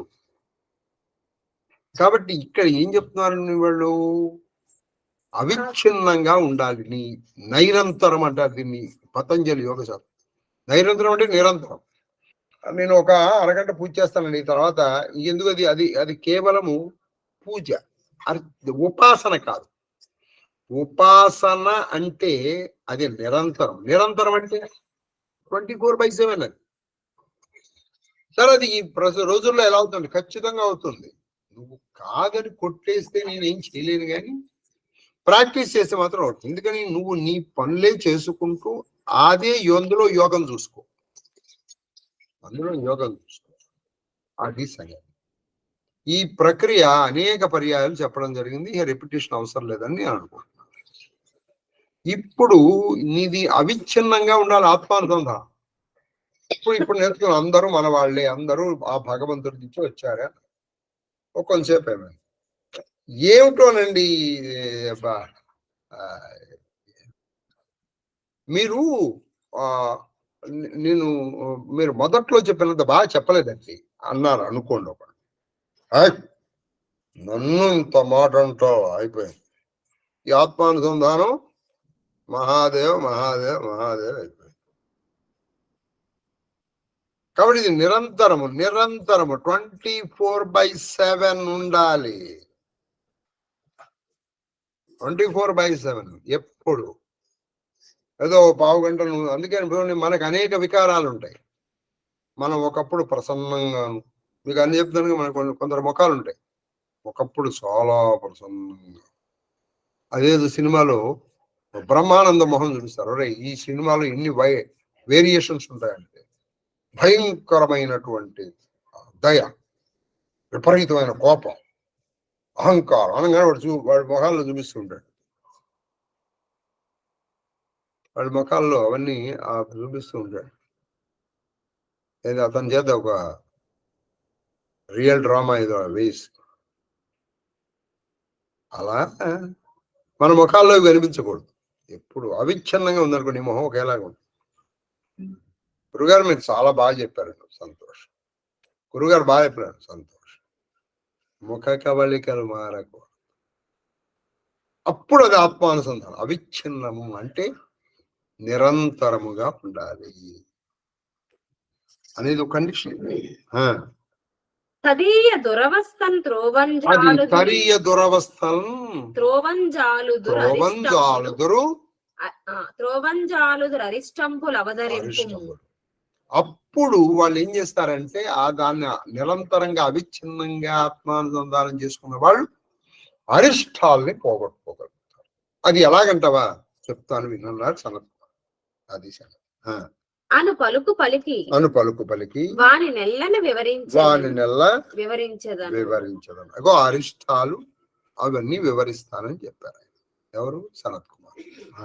అని పరాశర సంయమీశ్వరుండు శిష్యులకు ఉపదేశించిన విదంబులు అయి ఉండు అంతవట్టు మును నీవు ఆకర్ణించితి. ఇగో ఈ పరాశర మునులు తన శిష్యులకి చెప్పాడు ఎలా ఉండాలి. అవన్నీ నువ్వు విన్నావు నాయన అన్నాడు. ఇప్పుడు భీష్ముడు ఏవి అరిష్టాలు ఎలా పోగొట్టుకోవాలో మనం ఇంతకు పూర్వం విన్నావు, అవి నువ్వు విన్నావు అని. సరే అని మునివరుండు మరియు మహాదేవుతో అరిష్టంబులను గాంచి యోగి జనంబులు సర్వాంగధారణ సహితంబును పరమహితంబునగు అనేకత్వాకలన కృత్యంబున మృత్యువు జయంతురు. చూసారా, వాళ్ళు మృత్యువుని జయించగలుగుతారు. ఏది? అరిష్టముల్ని తెలుసుకొని యోగులు సర్వాంగధారణ సహితముగా ఈ మృత్యువుని జయించడం అంటే ఏదో ఎప్పుడో కాదు, అన్ని అంగములు ఉండంగానే కన్ను, చెవు, కాలు, చెయ్యి ఇవన్నీ ఉంటూనే ధరిస్తూనే పరమహితంబున నగు పరమహితమైనటువంటి అంటే పరమ మేలు చేసేటువంటి అనేకత్వా కలన కృత్యంబున అనేకత్వాకలన కృత్యంబున కృత్యంబులు మృత్యువు జయంతురు. అనేకత్వం అంటే అనేకత్వములను పెక్కులగుటను పెక్కులగుటను ఒక్కటిగా చేయటం అనే పని. అంటే అనేకత్వము కాదు, దీన్ని ఏకత్వముగా చేసి మృత్యువును అనేక వాళ్ళు మృత్యువుని జయిస్తారయ్యా. అంటే వాళ్ళ జోలికి మృత్యువు రాదు అన్నారు. తర్వాత కందపద్యం జలమున మీను. అది ఎలాగయ్యా అంటే దీన్ని జలమున మేను ఉదుంబర ఫలమున ఉదుంపుర ఫలమున మశకములు బోలే. ఇప్పుడు నీళ్లలో ఉంది ఒక చేప, ఉదుంబరము అదుంబర వృక్షులు మేడి చెట్టు, దాంట్లో కొన్ని మశకములు అంటే కీటకాలు ఉన్నాయి, మేడి చెట్టు పురుగులు ఉన్నాయి. అలాగా ఇప్పుడు జలముల్లో ఉన్న మేను అంటే చేప, అది జలమా కాదు. కాబట్టి ఇది నేను కాదు అని తెలుసుకోవటం. మశకములు అందులో ఉన్నాయి, మేడి పండు అది కాదు, అందులో ఉంది అది. ఇది ఆశ్రయమే కానీ అది నేను కాదు అని తెలుసుకోవటం. అందులో ఉంది ఆశ్రయం కానీ అది నేను కాదు. ప్రకృతిని తానిమ్ముల నునికి తెలిసి తెలిసి వేర్పాటలవరచిన పురుషుడు అవ్యయత్వము పొందును. అటువంటి పురుషుడు అవ్యయత్వాన్ని పొందుతాడు. ఎటువంటి వాడు? ప్రకృతిని తానిమ్ముల నునికి తెలిసి, ప్రకృతిని తానిమ్ముల అంటే ఈ ప్రకృతిని తాను ప్రకృతిలో ఉన్నాను ఇమ్ముల అంటే చాలా స్పష్టంగా నేను ప్రకృతిలో ఉన్నాను కానీ ప్రకృతి నేను కాదు. ఎలాగా? జలములో ఉన్న చేపలాగా. నేను చేపని కానీ జలమును కాదు. ఔదుంబరంలో ఉన్నటువంటి ఒక మశకం అంటే ఒక కీటకం లాగా అని తెలుసుకున్న వాడు అవ్యయుడైపోతాడు. అవ్యయుడు అంటే తరగని వాడైపోతాడు. తరగదంటే మృత్యు ఉంటే కదా తరగడం. నేను ఇందులో ఉన్నాను కాబట్టి నేను అది కాదు. ఇదే మీకు అనేకమైనటువంటి సార్లు చాలా ఎగ్జాంపుల్స్ చెప్పాను. వేషం, ఒక రాజు వేషం వేసుకో, పేద వేషం వేయను. నేను ఈ వేషముల్లో ఉండగా నేను చెప్పాల్సిన పనులు చేస్తుంటాను, ఏడుస్తాను, నవ్వుతాను, కోపం వస్తాను. కానీ ఆ మాటలు అనే ప్రతి క్షణము ఆ నటుడికి తెలుసు ఇది నేను కాను అని. ఇది నేను కాను అన్న విషయం ఆ నటుడికి తెలుసు. ఇది జీవించినప్పటికీ అది నిజంగా తెలియలేదు అనుకోండి, వాడు బయటకు వచ్చిన తర్వాత కూడా అలాగే ఉండాలి. వాడు అడుక్కోవాలి. మరి అడుక్కుంటున్నాడా? లేదుగా. కాబట్టి నేను ఇందులో ఉన్నాను, నేను ఇది కాదు అని తెలుసుకున్నవాడు అవ్యయుడైపోతాడు. ఇప్పుడు అలాగే నాకు ఈ వేషం ఉందయ్యా, అప్పుడు నీ కర్తవ్యం నువ్వు చేస్తావు. అంటే నీకు అందులో సంఘం కలవు అని చెప్పారు. తర్వాత తేటగీతి కమల దళముననున్న జలము. అలా ఇప్పుడు ఇంకో మాట చెప్తారు. ఇది మళ్ళీ వేదాంత పరిభాష. మన భగవద్గీతలో చెప్పినట్టు పద్మపత్రమివాంభస. ఇప్పుడు పద్మం మీద ఉన్నటువంటి జలం ఎలా ఉంటుందంటే పద్మం మీదే ఉంటుంది, పద్మముతోనే ఉంటుంది, కానీ దానికి అంటదు. పద్మములో ఉన్న సువాసన దీనికి రాదు, దాని సౌకుమార్యము రాదు, ఏది రాదు. ఇలా అనగానే అది పడిపోతుంది. దాంతో మమేకం ఉండదు, దానికి టక్ పని పడిపోతుంది. కమల దళమునున్న జలములాగా కలము దళమున్న జలము విధమున ప్రకృతి నుండి తదీయ సంబంధ వికృతి లేని అంటే ప్రకృతిలో ఉన్నప్పటికీ ఆ ప్రకృతికి ఉన్నటువంటి వికారము వికృతి వీడికి ఉండదు. ఆ పువ్వుకున్న వికారం దీనికి ఏం లేదు. పువ్వు ముడిచిపోదు, ఇదేం ముడిచిపోదు, అయిపోదు. అలా కాబట్టి దానికి ఉన్నటువంటి వికృతి వికారములేవి దీనికి లేనట్టుగా నువ్వు కూడా ఎలా ఉంటావు అంటే అలా అన్ని మొత్తాన్ని నీ పనులు నువ్వు చేసుకుంటూ వెళ్ళిపోతావు. కర్తవ్యం లేని తను గని వెలుగు నిర్లేప వెలుగు నిర్లేప నిశ్చలాజరామర పదవి వెలుగు నిర్లేప నిశ్చల నిశ్చలాజరామర పదవి నిశ్చల అజర అమర పదవి నిశ్చలాజరామర పదవి జీవాహయుండు అది జీవాహ్వయుడు అంటే జీవుడు అనేటువంటి పేరు కలిగిన వీడు నిశ్చలమై అజరమై అంటే ముసలితనము లేని మరణము లేని పదవి ఒక పదవిని పొందుతాడు. ఎప్పుడు నువ్వు పద్మపత్ర వివాంసలాగా నువ్వు దాంట్లో సంగమం పెట్టుకున్నావు అనుకో, ఇది పోతే నువ్వు బాధపడి అది పోతే నువ్వు బాధపడ్డావు అనుకో, నువ్వు కూడా ఇందులోనే పడిపోతావు. వస్తుంది రాని పోతుంది పోదు, నువ్వు మాత్రం ఎప్పుడు ఇది కాదు, శరీరమే నేను కాదు అనుకోవాలి. ఇది ఊరికే ఉపన్యాసాలు చెప్పడం కాదు, ఇది అనుభవంలోకి రావాలి. తర్వాత ఆట వెలది ఆట వెళ్ళదు ప్రకృతి నిట్లు వాసి అది ప్రకృతి నిట్లు వాసి అంటే ఇలా ప్రకృతి నుంచి విడువడి పురుషుడు ప్రకృతి నుంచి బయటకు వచ్చి పంచవింశుండు ఇలా పంచవింశుడు అంటే 25వ ఈ ప్రభుత్వుడు షడ్వింశ భావం ఉంది షడ్వింశ భావం ఉంది. ఎప్పుడైతే ఇది విడువడ్డాడో ఈ 25వ వాడు 26గా మారిపోతాడు. ఇది ఉన్నంత వరకు 26 వేరు 25 వేరు అంటే జీవుడు వేరు దేవుడు వేరు, జీవాత్మ వేరు పరమ. ఇది తెలుసుకున్న వెంటనే జీవాత్మ పరమాత్మ అయిపోతుంది, సోహం అయిపోతుంది. విమల శివ నిరంజన స్వరూపుడు విమల శివ నిరంజన స్వరూప విమలము మాలిన్యము లేని శివ శుభకరమైన నిరంజన ఎప్పుడు అలా వెలుగుతున్నటువంటి వెలుగొందున తెరగు ముక్తి అండ్రు దేవదేవ. ఆయన విమలుడై శివుడై నిరంజనుడై వెలిగేటువంటి ఆ స్వరూపం దాన్నే ముక్తి మోక్షం అంటారయ్యా దేవదేవ అన్నారు. ఇది మోక్షం అంటే ఒక్క మాటలో చెప్పాలంటే ప్రకృతి నుంచి బయటకు వచ్చి ప్రకృతి లక్షణాలు తనవి కావని దానికి సాక్షీభూతముగా ఉంటూ అప్పుడు ఈ 25 ప్రభుత్వుడుగా మారి అలా నిశ్చలంగా ఏ స్థితిలో ఉంటాడో దాన్ని ముక్తి మోక్షము అని పిలుస్తారు. తర్వాత 234 వరకు అయింది. Very good. 234 చెప్పాడు. అబ్బో గ్రేట్. అంటే ఇవాళ 27 పద్యాలు చెప్పడం. Very good.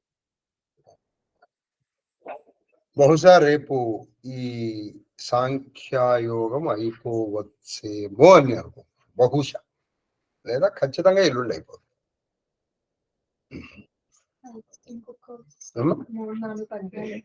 ఇంకా 3-4 తర్వాత ఏంటి ఘట్టం ఏంటి నెక్స్ట్ ఘట్టం ఏంటి? చాలా ఉంది. అవును మరి తర్వాత ఏంటి సాంఖ్యయోగం అది. సరే చూద్దాం, రేపు అయిపోతుందని చూద్దాం. ధూపమాగ్రాభయామి దీపం దర్శయామి ధూపదీపానందరం ఉద్ధాయవన్యం సమర్పయామి.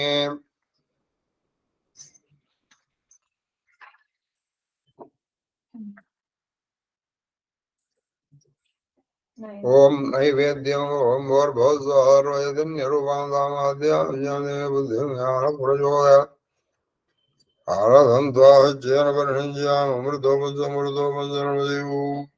ప్రాణాయ స్వాహ ఓం అపానాయ స్వాహ ఓం యానాయ స్వాహ ఓం ఉదానాయ స్వాహ ఓం సమానాయ స్వాహ ఓం బ్రహ్మణే స్వాహ దేవదేవనీయం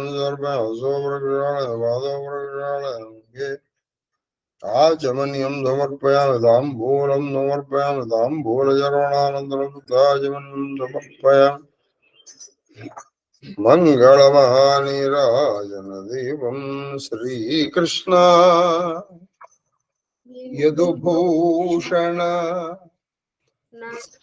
రసఖా శృంగార రత్నాకర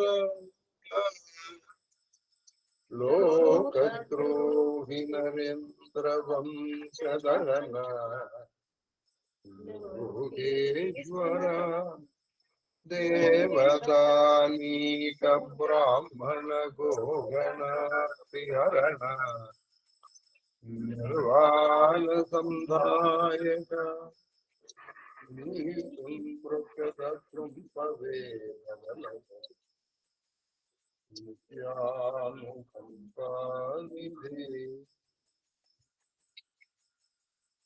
ఆనందమంగళ గర్భోణి రాజరదీపం దర్శయామి రాజనానంతరం శుద్ధ ఆజమన్యం సమర్పయామి నమస్కరోమి హర నమో పార్వతీపతయే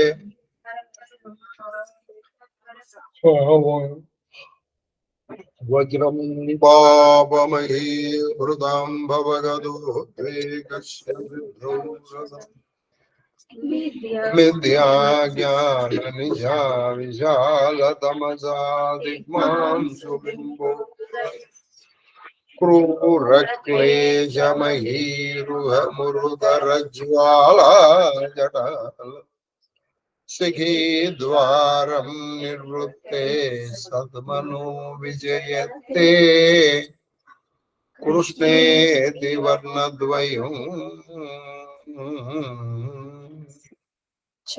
కామరం విజయామి స్వస్తి ప్రజాభ్య పరిపాలయంతాం న్యాయేన మార్గేణ మహిమహీషా గోబ్రాహ్మణేభ్యః శుభమస్తు నిత్యం లోకాః సమస్తాః సుఖినో భవంతు కాలే వర్షతు పర్జన్య పృథివీ సస్యశాలినీ దేశోऽयं శోభరహితో బ్రాహ్మణాः సంతు నిర్భయాः అపుత్రాः పుత్రిణः సంతు పుత్రిణः సంతు పౌత్రిణः అధనా సదనాంతు జీవేమ శరదాం శతం మాం సహ కుటుంబం సశివ పరివారం రక్షन्तు సర్వే జనాన్ రక్షन्तు సర్వశివ పరివారస్య ధర్మబద్ధ మనోరథ కరోనా నివారణోస్తు అధర్మస్య నాశోస్తు ధర్మస్య విజయోస్తు సర్వం శ్రీకృష్ణ చరణారవిందార్పణమస్తు గురవే కుసుమంద్య మహాదేవ మహాదేవ మహాదేవ మాస్టరు మహాదేవ మహాదేవ మహాదేవ మహాదేవ మహాదేవ మహాదేవ శాస్త్రి గారు మహాదేవ మహాదేవ మహాదేవ మహాదేవ మహాదేవ మహాదేవ నాయన కేక్యూ